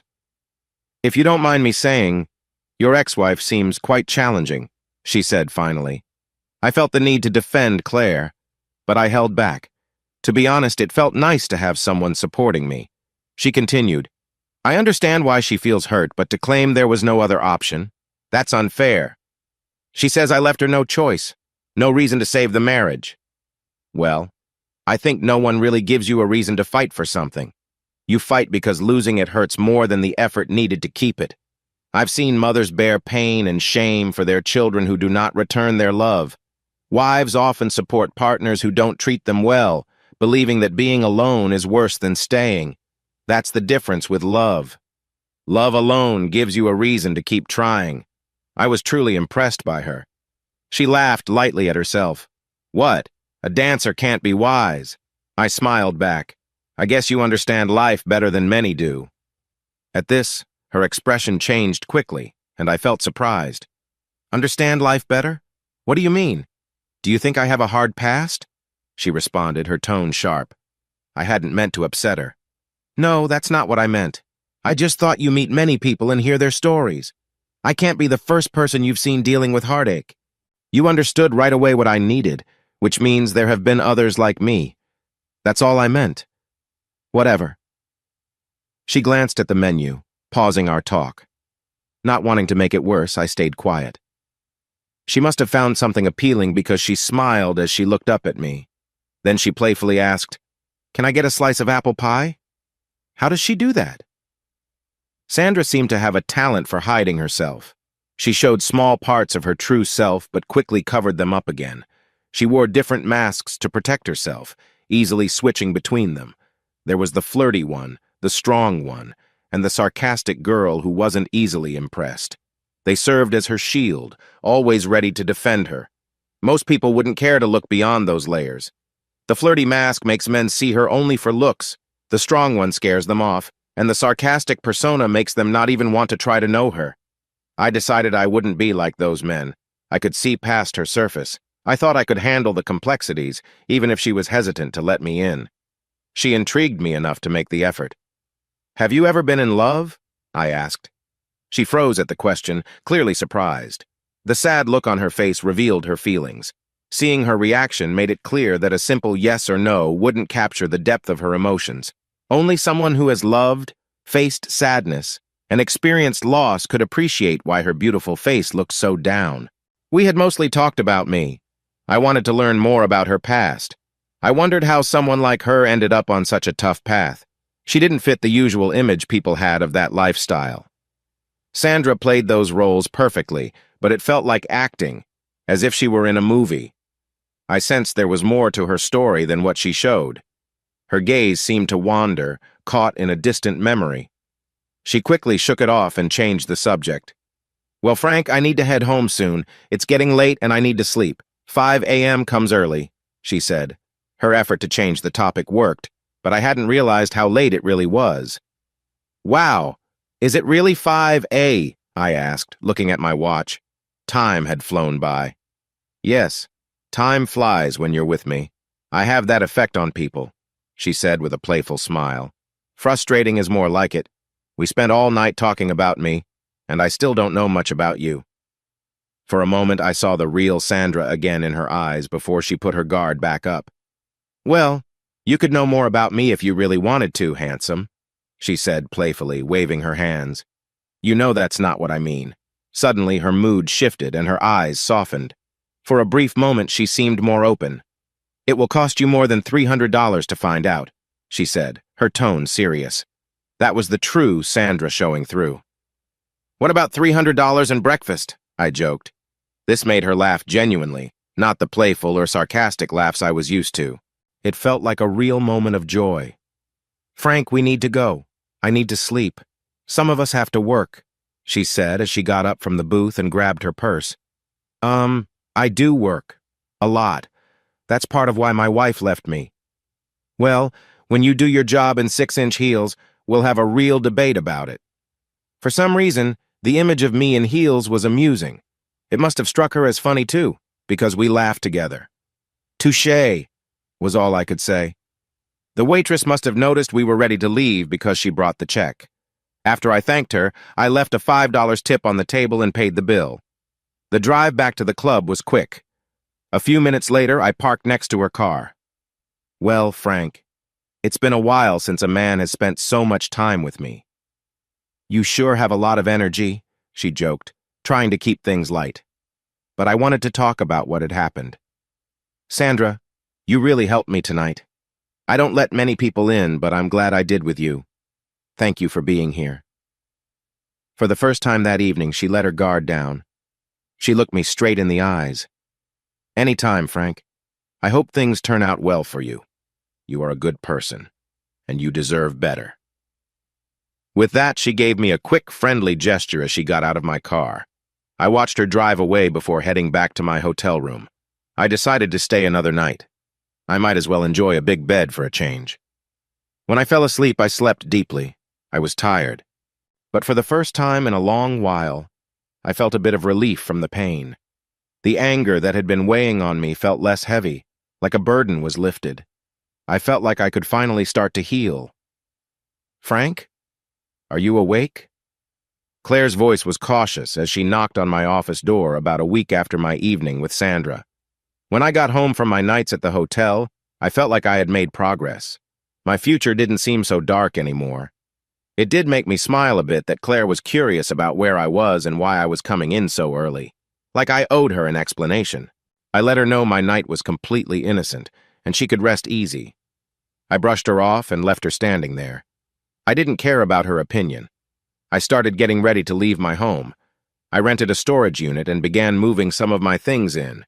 I was also searching for a new place, trying to decide between a condo near my job and a townhouse a few blocks from Claire and the kids. I felt like I was finally seeing a way forward. But then tonight came. "What is it, Claire?" I asked flatly. I didn't really want to see her, but she took my acknowledgement as a yes and entered my office. I turned in my chair to face her, and I noticed she looked like she had been crying. Her face had marks from tears, and her eyes were red and puffy. "I just wanted to check on you, see how you were doing." How I was doing, I thought. How kind. Truthfully, I was upset. At her. Tonight was when we planned to tell the girls about us separating. How do you explain to a 5-year-old and an 80-year-old that their parents are splitting up? How do you reassure them that they will still see their dad, even if he lives in another house? How do you tell them that they will still be a family and that things will change? Very carefully and with a lot of tears. That's how. Claire and her unhappiness certainly didn't make things easier, so you can imagine how I felt when I heard her knock on my door. "I'm fine, thanks for asking." "Frank." "What, Claire? What do you want from me?" I snapped as I tossed a pen I had in my hand onto my desk. I threw it a bit too hard and it slid right off. "You wanted freedom? I gave you that. You wanted half of everything? I gave you that too. Financial help, my children? I gave you everything. What else can I give you? Tell me what I can do to help you." "I just wanted to talk." I let out a sarcastic laugh. "Talk? Now you want to talk? Well, it's a bit late for that. Unfortunately, I'm all out of words. I had to break my daughters' hearts today. I had to tell them that Mommy and Daddy can't stay together, and now their whole world is changing, so I don't have any sympathy left for you. If you want comfort, find someone who doesn't care that your choice has hurt Kelly and Stacy. I'm not that person. Go find Doug. He doesn't care." She looked at me shocked. "Do you have to act this way now? Could you just once be a decent person? I was there too. I sat right next to you when we told our daughters about our separation. I know you're hurting, Frank. I feel it too. Who cares if you're hurting? I don't care what you're going through. You made this choice and now we all face the results. So go find Doug. He was there for you when you needed him after leaving your husband. I'm sure he can help you forget about the hurt you caused our daughters. We both did this, Frank. We both made choices. Sure, I worked hard. You made choices that changed everything for us. If that comforts you, fine. But don't think I'm going to accept the "I was lonely" excuse. You're being unreasonable, she said as she got up and left my office. You're truly unreasonable. At least I'm not being unfaithful. I called after her as she closed the door. I didn't get a response, but I knew she heard me. Was I being childish? Yes, I could admit that. Did it feel good? Not really. My immature outburst was just a way to show my real frustration. The pain of looking my children in the eyes and changing their lives in such a deep way is a hurt like no other. No physical pain could compare.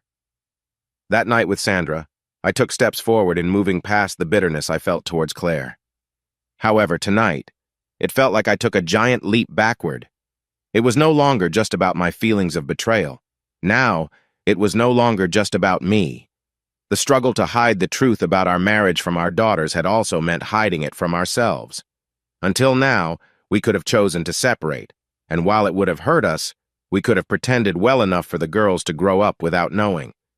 Now, it felt like there was no way to go back. The harm was already done. The next day at work, I was called into another meeting with management. I sighed when Sarah told me. We had just met, so what could they possibly want so soon? Stay calm, Mr. Underwood. You know how they are, just a group of decision-makers. Don't show them you're upset, Sarah said to comfort me. What else could they want? I just gave them an update. Nothing has changed since then. Why can't I just do my job and be left alone? She looked thoughtful for a moment, then leaned closer. I don't think this is about the project. It seemed like she had some information, but wasn't sure if she should share it. Well, now I was curious. In this company, the assistants seemed to know everything. Sarah often found out things long before I did. What could this be about? I asked, noticing her excitement. Your old friend, Mr. Stamper. Doug? She nodded, and from her expression, I wondered what she really knew about my situation.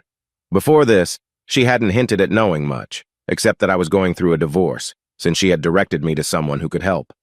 But now, she talked to me like we were partners. Did she know more? How? Then again, how did she find out half of what she did? Why would they want to talk to me about him? Her voice lowered. I heard that he took some important information when he left. I think they want to take action against him or something like that. I'm not sure. I couldn't deny that it didn't bother me to hear Doug might be facing some trouble. To be honest, it actually made my day a bit brighter. Still, I couldn't picture Doug doing such a thing. It wasn't about his loyalty or ethics. He lacked those qualities. I just didn't believe he was that reckless. Why would they ask me about it? She shrugged and looked like she was about to say more, but then stopped, glancing past me as if someone was approaching. Excuse me. I'm looking for Frank Underwood, a young male voice said from behind me. I turned to see a young man in casual clothes. I'm Frank. How can I help you? Out of the corner of my eye, I saw Sarah brush her hair back. She looked at the young man with a note of admiration. Hi, I'm Jason Morrison. I'm with a company that is contracted for security upgrades. I was told to meet with you. When did we decide to upgrade our security?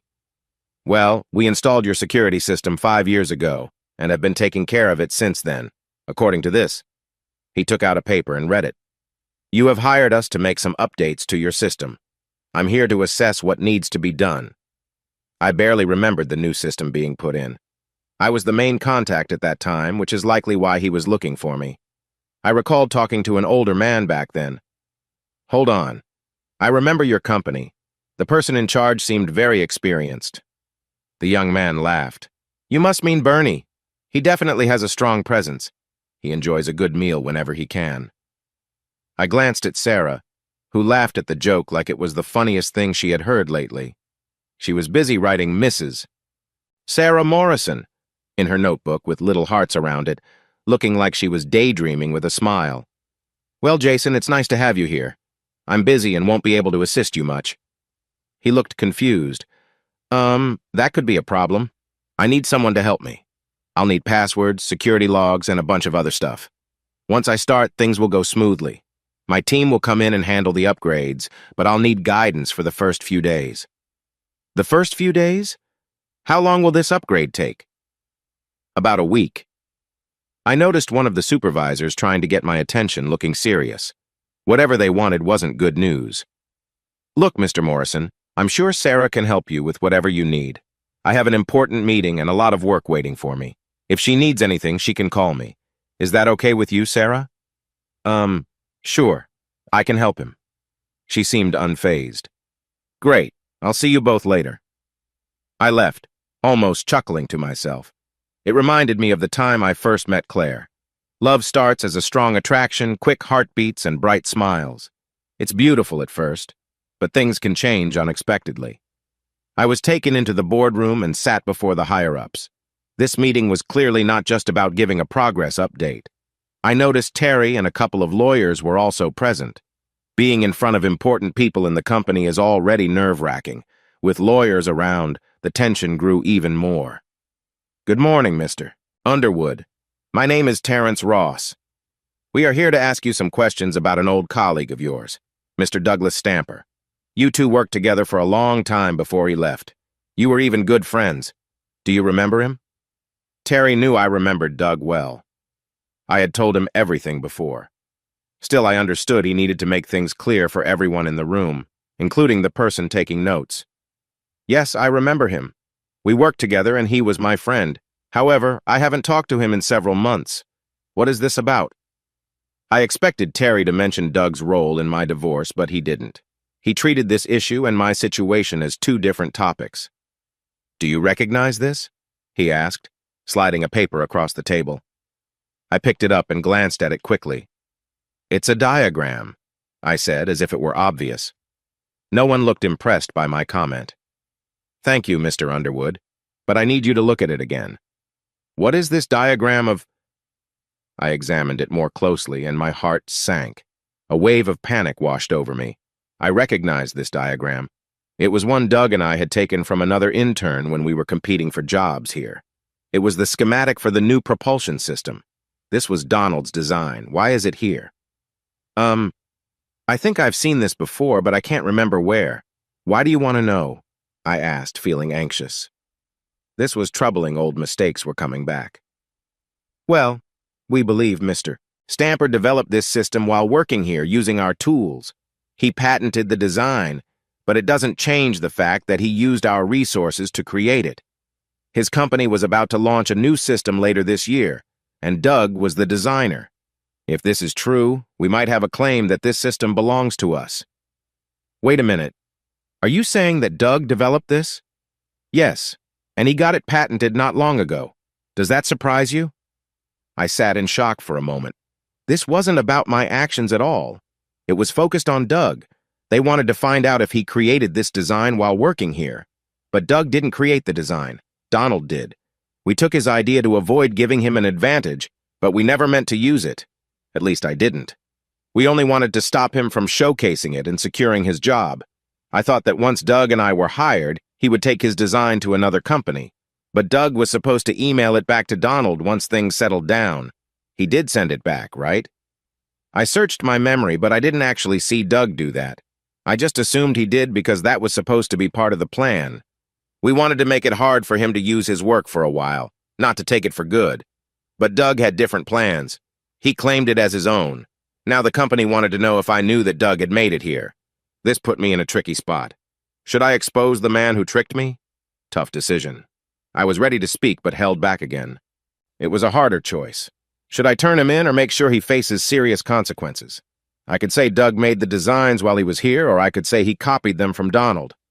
One option could lead to a lawsuit, while the other might keep him from working as an engineer again and then lead to a lawsuit. Did I want to carry that weight? Doug getting in trouble for a mistake we both made? I remembered how I felt about Claire and realized what was at stake. I also thought back to the time in Doug's office when he tried to justify his actions, blaming me. I didn't deserve Claire, he said with strong feelings for her. Clearly, I didn't deserve a best friend either. I decided I could handle my feelings. I recognize this schematic, Mr. Ross, but Doug didn't create this drawing here. Another intern did. Doug took it from him. The room filled with gasps. No one, including Terry, expected this turn. "So, you're saying that Mr. Stamper took this design from a former employee and claimed it as his own?" one of the leaders asked. Terry looked at me suspiciously but stayed quiet. "Yes, that is exactly what I meant." The stenographer was typing quickly, her fingers a blur as they recorded everything. "Who is this intern?" another asked. "His name was Donald. I don't remember his last name. Actually, I never knew it." "Did you see Mr. Stamper take this schematic?" Terry asked, looking at me carefully. He seemed to be sending me a warning to be cautious. "Yes, I saw him do it." I noticed Terry flinch slightly. The others in the room whispered for a moment before going quiet. "Just to be sure we understand you correctly, let me repeat that. You are saying that you saw Mr. Stamper take this schematic from an intern named Donald." Terry was choosing his words carefully, stressing the parts he wanted me to focus on. Saw and take were the words he emphasized. "Yes, that's what I'm saying." Even with his professional tone, Terry seemed uneasy about my answer. I could tell he disagreed with my choice. He had a job to do, and now I was on my own. "Tell us about the time you saw Mr. Stamper take this design," Terry said, returning to his role as a lawyer. His questioning voice was steady. I decided to stick to the truth.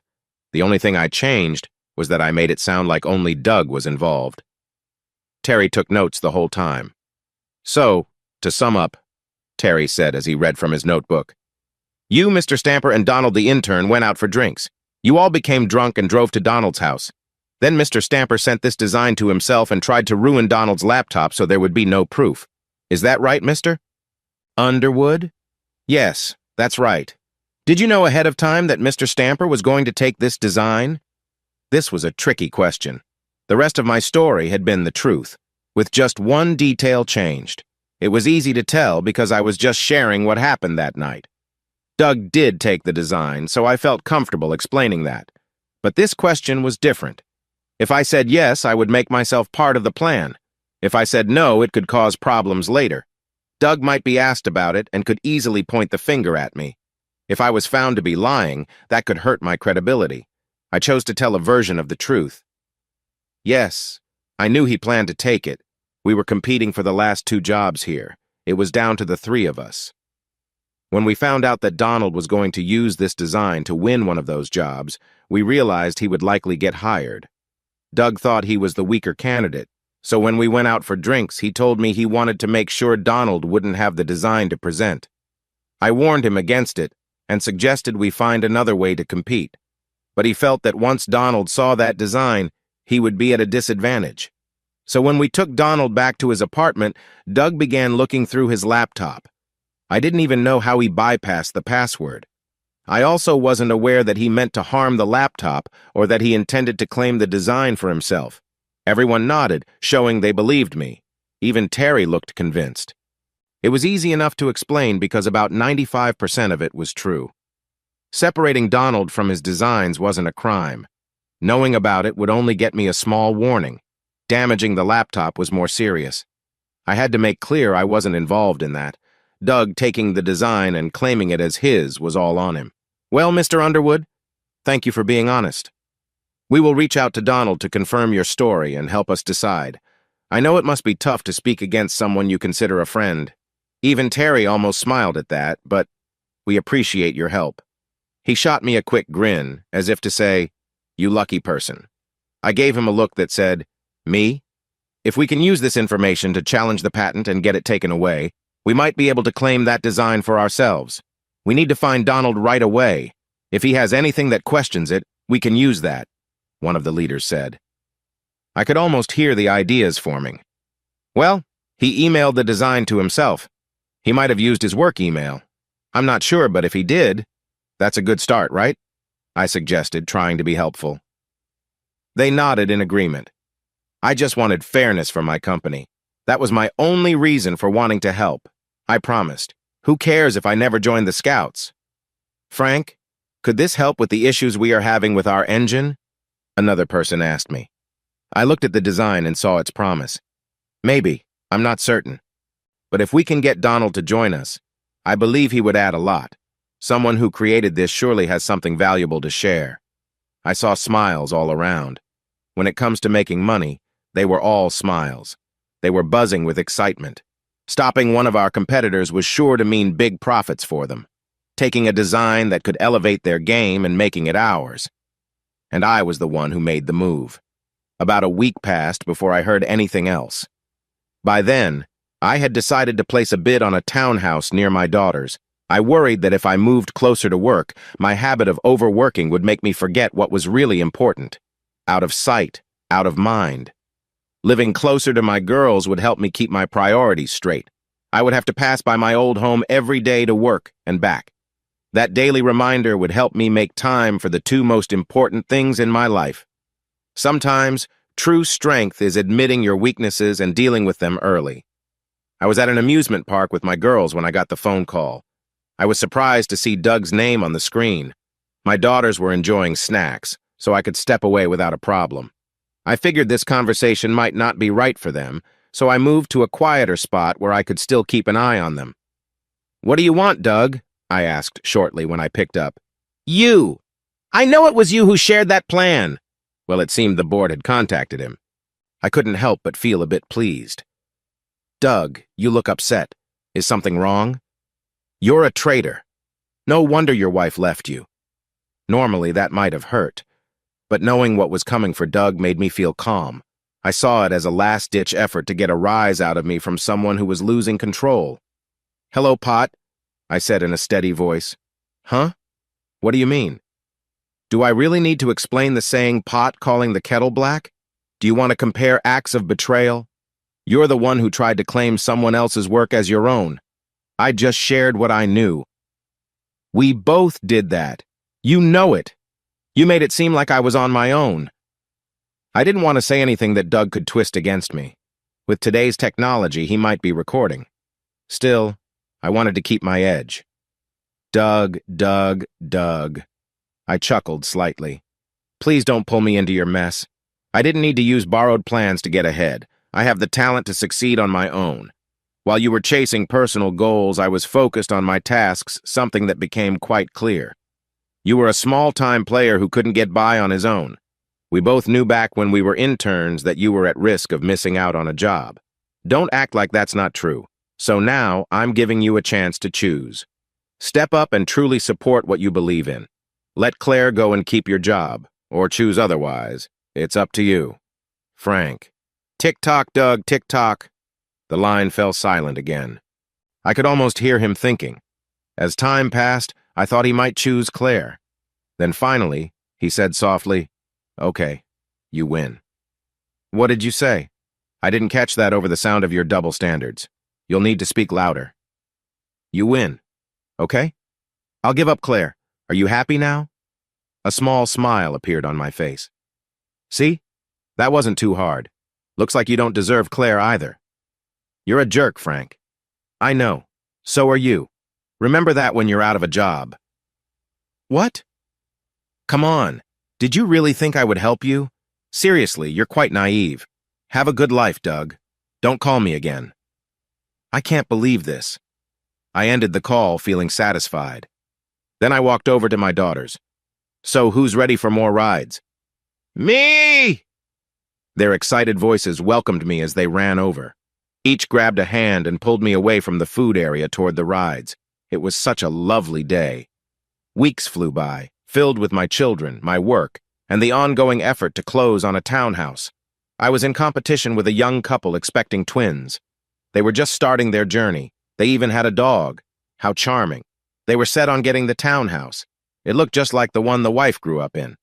I understood that feeling of nostalgia, but for me, I was focused on my daughters. I didn't want to become the distant dad I had been before. This house represented a chance for me to be close to them, much more than the condo near my job. To me, that made this place very special. They were determined. But I was too. So I increased my offer by a few $1,000s. I was ready to bid even more. Even if I paid more than what the house was worth, it meant a lot to me. One evening, while I was in my office enjoying a meal that Claire had made, I reflected on how much I would miss her cooking. When we first got married, she didn't know how to make even simple things. Well, that might be an exaggeration, but her cooking left much to be desired. Over time, she collected recipes from the internet, cookbooks, and other stay-at-home moms. She wanted to be a good wife and mother. Now she was skilled in the kitchen. It felt strange that she still cooked for me even though we were divorced. Maybe it wasn't so strange since I was still living in the same house for now. Still, one would think she would want to distance herself from the husband she no longer felt for. "Frank, can we talk?" I heard her say as she opened the door to my office. "Sure," I replied, placing my plate down and turning in my chair. Claire came in and sat on my couch. It looked like she wanted to say something, but she struggled to find the words. Then she started to stutter. Oh, this is hard. I had a whole speech ready." I was confused for a moment. "Just say what you need to say." Tears began to flow down her cheeks. "I just wanted to say how sorry I am for everything. I messed up." She sat there crying for a bit. I handed her some tissues from my desk. She used them to wipe her eyes. I know I was wrong for what I did. I realized it back then. I was just so unhappy that I stopped thinking about how it would affect our family. I wanted to do something to feel better. It was a mistake from the start. We got too carried away, and then I nodded, not wanting to hear any more details. But then I thought it could be a short distraction, something to help me cope. I trusted him because I knew him well. He was nice and easy to talk to. I felt like you didn't want me, so I thought it wouldn't hurt. Then he told me he loved me. Things became complicated after that. "Because you started to have feelings for him too?" She nodded and cried some more. I let this all sink in, focusing not on her words but on how they made me feel.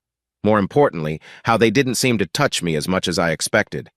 The sharp pain that was there months ago was gone. When I realized I had feelings for someone else, it made me more unhappy in our relationship. But honestly, I still cared for you. I never planned on leaving. That night I told you I was unhappy. I meant to say that we needed to work on our marriage. I didn't want to break our family apart. But everything got mixed up. In the end, I just went along with it. You'll have to forgive me if that's hard to believe, Claire.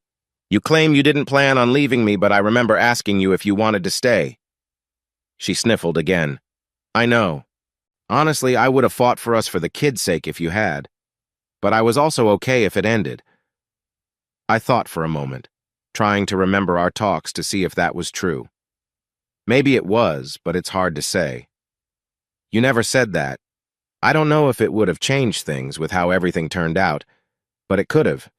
Now we'll never know. She nodded sadly and wiped her nose again.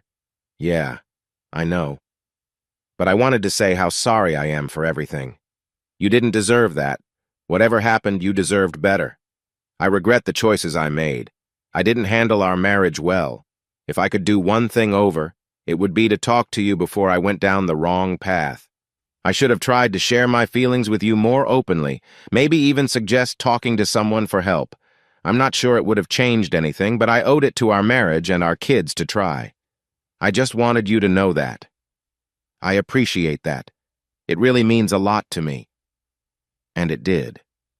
For the first time, I felt that she understood the effect of her actions. Of course, she could never fully grasp how it felt unless she went through it herself. Having close friends let you down is a feeling that can't really compare. But at least she acknowledged the seriousness of her choices. In the end, that's all I can ask for. She can't fix what she put me through. But most of the time, all we want is for someone to listen. To step back and see things from our point of view. If I may ask, what changed your mind? She shrugged. I don't know. When I first saw the divorce papers, I couldn't ignore that it was my fault. When we had to tell the girls, I felt that same burden. I came to you that night to talk, and I understand why you reacted the way you did. I was upset with myself, so I knew you must have felt hurt. I thought it was time for me to take responsibility and stop making excuses. I won't be able to move on and forgive myself if I don't, you know? I nodded in agreement. Yeah, I felt that way once too. When I realized how much I overlooked you and the girls. She smiled at me through her tears. Yeah, you've been trying really hard. I see that, and I'm really happy for you. Our girls are enjoying the extra care. You're a wonderful dad. Even when you were away a lot, you still showed love to our children. Yeah, and even though we faced challenges, you were a good mom to them. We might not have been the best partners, but we can be proud of how they turned out. They show that we're not total failures." She laughed, then stood up and took my hand, pulling me up from my chair. We ended up in a warm hug. I think that was the moment I started to forgive her. I felt like I was healing. When she shared her feelings, I didn't feel anger or pain. Instead, I felt a bittersweet nostalgia for what was once a happy marriage, a woman I once loved. Now she was the mother of my children. For that, I will always care about her. She will always have a place in my life. "Good morning, Sarah," I said as I walked by her. "Good morning, Mr. Underwood," she replied cheerfully. Her smile was full of warmth. Sarah was usually a cheerful person, but this morning she seemed extra happy. I had to know why. "Sarah, you seem particularly bright today. What's making you so happy?" She looked up from her computer, beaming. "Oh, nothing much. Just had a nice time with someone special last night." Now I was curious. "A date? With who? Not someone from here, I hope. You deserve someone great." She giggled like a happy schoolgirl. "No, I went out with Jason." "Jason? The security upgrade guy?" I asked, surprised. She smiled wide and nodded. I take it that it went well. What I didn't realize was that this was the chance she wanted. She filled me in on everything. He used to be in the Navy, is divorced, has a daughter, and apparently is quite charming. She didn't even need to explain more. The way her face lit up when she mentioned that he made her breakfast showed me that things had gone well. "Well, I'm happy for you. You really deserve this." I meant it. Sarah is an amazing woman. Over the years, I've come to rely on her. I often focus so much on my work that if it were left up to me, everything else would fall apart. Plus, her bright attitude always brought a good vibe to the office. Thank you, boss. And if I might add, I'm truly sorry for how things turned out for you. I admire how you've handled everything. Most people would have become hard to be around, but you didn't. You knew about my situation with Doug? She nodded. Yes, I did. I didn't bring it up because you seemed to not want to talk about it. I tried to keep those who would ask too many questions away from you. I even spoke to your intern who kept mentioning it. For someone who is very clever, Thomas can be quite unaware. You know, one day we really need to talk about how you always seem to know what is happening. She gave me a playful wink and smile. I can't reveal my secrets. I headed down to the lab to check on the new updates with the engine. We were making progress in fixing issues, but not enough to share any big news yet. I appreciated my team's hard work, but wished we were moving faster. Still, I was curious to see if the heads could really get the patent canceled for that design. If they succeeded, and we could bring Donald onto our team, things would get really interesting.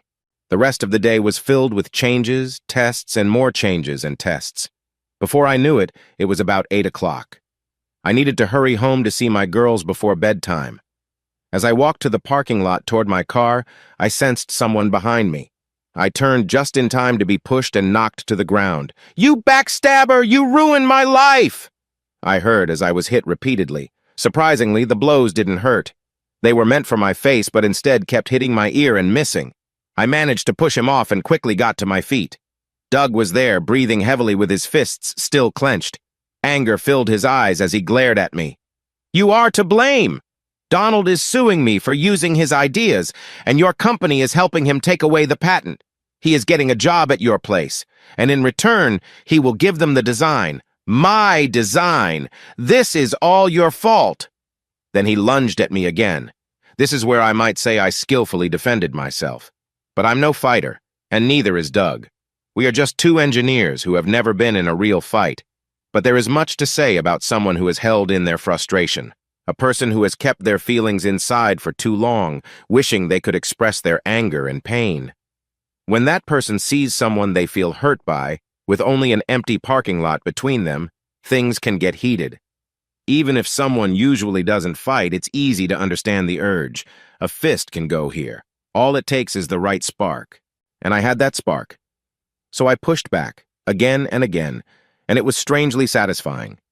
But every action has a response. Cautious people know to avoid fighting for a reason.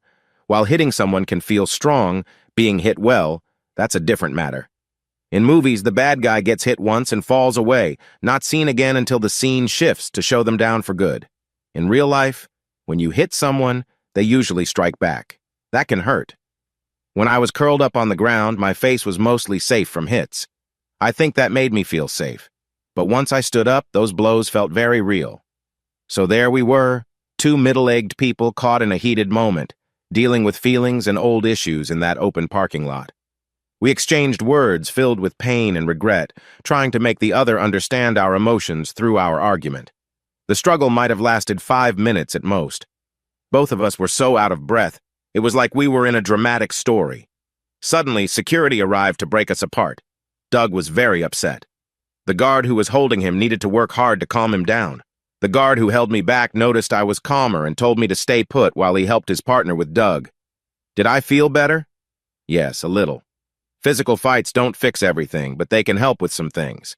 Sometimes being polite just doesn't work. Just look at history or any conflict around us. But most importantly, there are times when standing up for yourself feels necessary.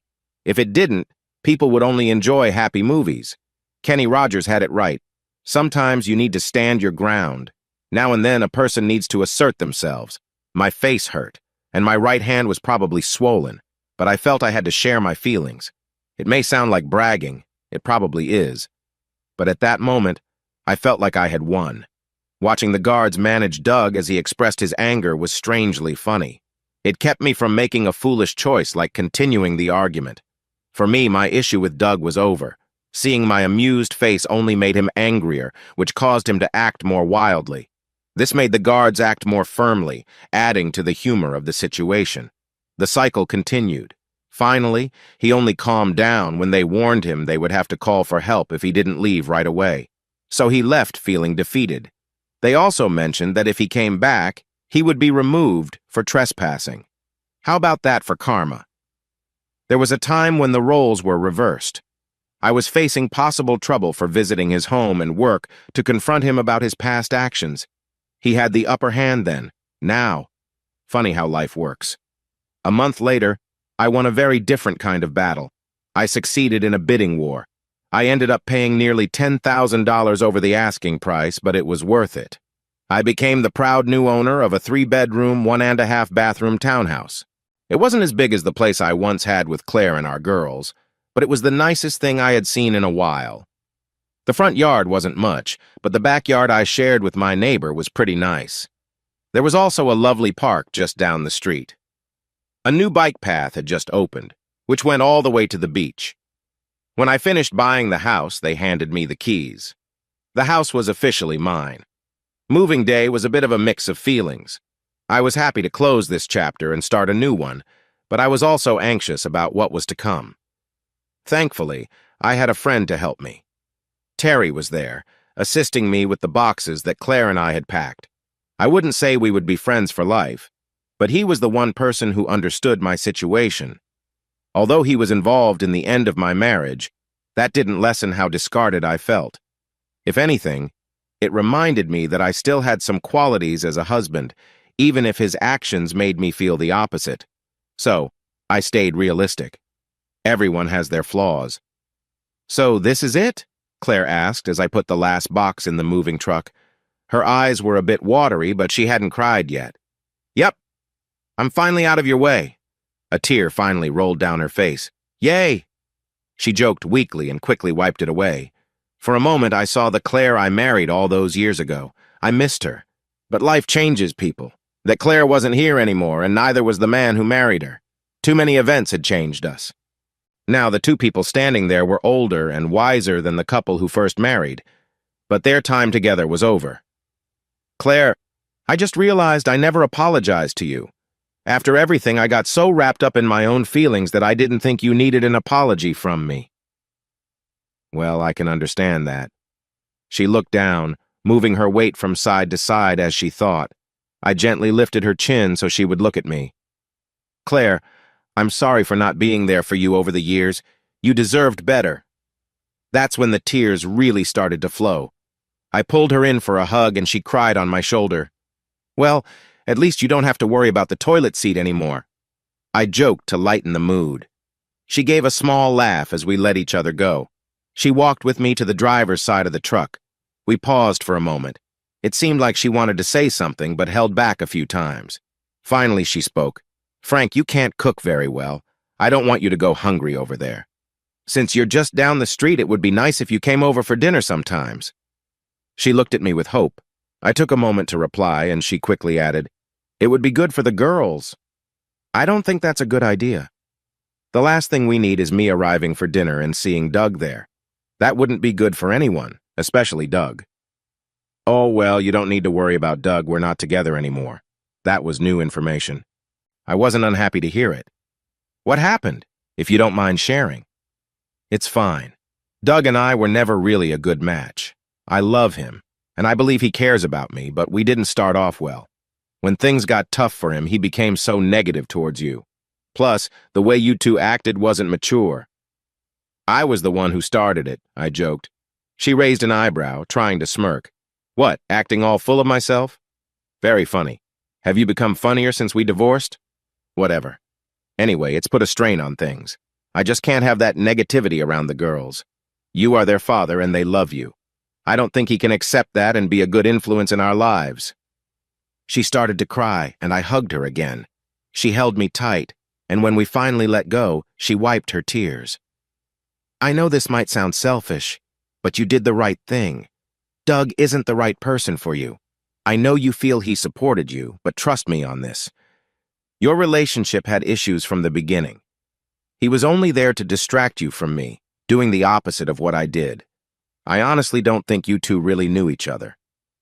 I remembered my talk with Doug and the choice he made. I could have mentioned it, but she didn't need that now. "I hate to say it, but Doug and I have more in common than you might think.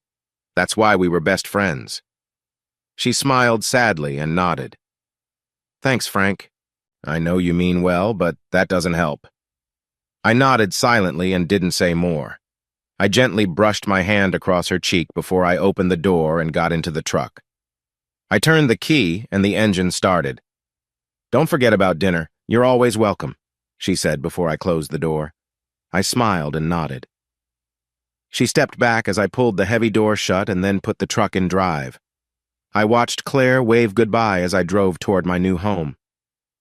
"Once you're settled in, you owe me a drink," Terry said from the passenger seat. "Sure, Terry. Why don't we go get that drink somewhere nice and relaxing? How about we go to Sal's?" When I thought of Sal's, I remembered Sandra. It had been months since I last saw her. That night at IHOP still stuck in my mind. I thought about her now and then. "No, I'm not feeling that. I know a good sports bar, though. Lead the way." The truth was, I couldn't go to Sal's and see Sandra dressed up as Starlet. I couldn't watch Terry or anyone else admire her. I understood that the Starlet was just an act. The charming character wasn't who she really was. I felt a connection with her on our first night together, but that was based on the illusion of Starlet. The real bond formed later, sitting in that restaurant, watching her enjoy her food. Or when I felt vulnerable in the room. That was the person who intrigued me. The real Sandra was a complex person who hid behind a carefully built image, but she wasn't without feelings. A person without empathy wouldn't comfort a stranger in pain or listen while they shared their troubles. Someone who acts like that has a kind heart. A heart that has likely experienced hurt and had to protect itself, but it still has room to care. "James, if that's you by my car, just walk away. If I have to call Bruno, things will get messy. Trust me, that never ends well." Starlet's voice rang out in the darkness of the parking lot. I raised my hands to show I meant no harm. "Sandra, I'm sorry for surprising you. It's me," I said quickly, hoping she would recognize my voice. "Frank?" "Yeah." I saw her relax a little as she came closer. "What are you doing near my car?" It was dark, around 2 o'clock in the morning, but the streetlights and the glow from Sal's sign gave enough light to see her face. "I didn't know how else to find you. Who is James?" I thought I saw a flicker of a smile before her frown came back. "No one important. Why didn't you just come into the club?" I nervously slipped my hands into my pockets. "I don't know. I guess I didn't want to see Starlet. I wanted to see you." "Frank." "No, Sandra, just hear me out, okay? She paused and nodded. Look, I feel something for you. I don't know what it is, but it's real. You were there for me when I needed someone. Frank, please don't interrupt. I know what you're going to say. You don't want a relationship like that? I understand, but those walls you have, they don't represent the truth. You know that. She stayed quiet, and I waited for a response, but she said nothing. Then she walked past me and began to get into her car. So you're just going to walk away? She turned around, looking serious. Yes. I'm walking away because I know how this will end. Tell me, what do you see for us? A sweet romance with kind gestures and nice evenings? Love under the stars after a lovely dinner? Becoming a couple? Then what? You wake up in the morning and go to work. When you get home from your job, that's when I start mine here. I work and talk to others, sometimes feeling uneasy. When I return home, I climb into bed with you, and we share stories about our long days at work. Is that what you imagine for us? I stood still for a moment, letting that thought sink in. She kept talking. Will you introduce me to your parents, your children? What will you tell them about how we met? I've been down this path before, and it didn't go well for me. So yes, I'm thinking about leaving. I think you should too. She got into her car and started the engine. Just as she was about to back out, I stepped in front of her. Please move, Frank, she shouted from her window. I stayed put until she got out and walked over to me. Sandra, listen, I don't have all the answers, but I have feelings for you. You feel them too, or you wouldn't be this upset.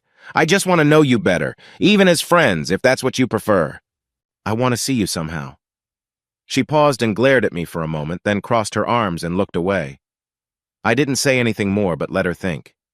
She was still standing with me instead of calling someone for help, so I knew I could stay quiet. You're really frustrating, she finally said. So, does that mean yes? I asked carefully. She didn't reply. She uncrossed her arms, reached into her pocket, and pulled out her cell phone. Then she handed it to me. Add your number before I change my mind. Really? Yes, hurry.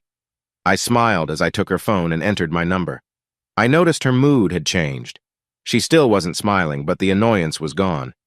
She stood there with her hand on her hip, and the whole atmosphere felt different. You promised to call me? I asked as she took her phone back. She turned and walked to her car. Stop being so childish. I'll call you. Now move, she called out before getting inside her car. I stepped aside so she could back up. As she drove past, she glanced at me briefly. It wasn't exactly a smile, but her gaze lingered a little longer than I expected. It wasn't just an act. It was Sandra. One of those rare moments where I saw the real her. But she noticed, looked out of her windshield, and drove away into the night.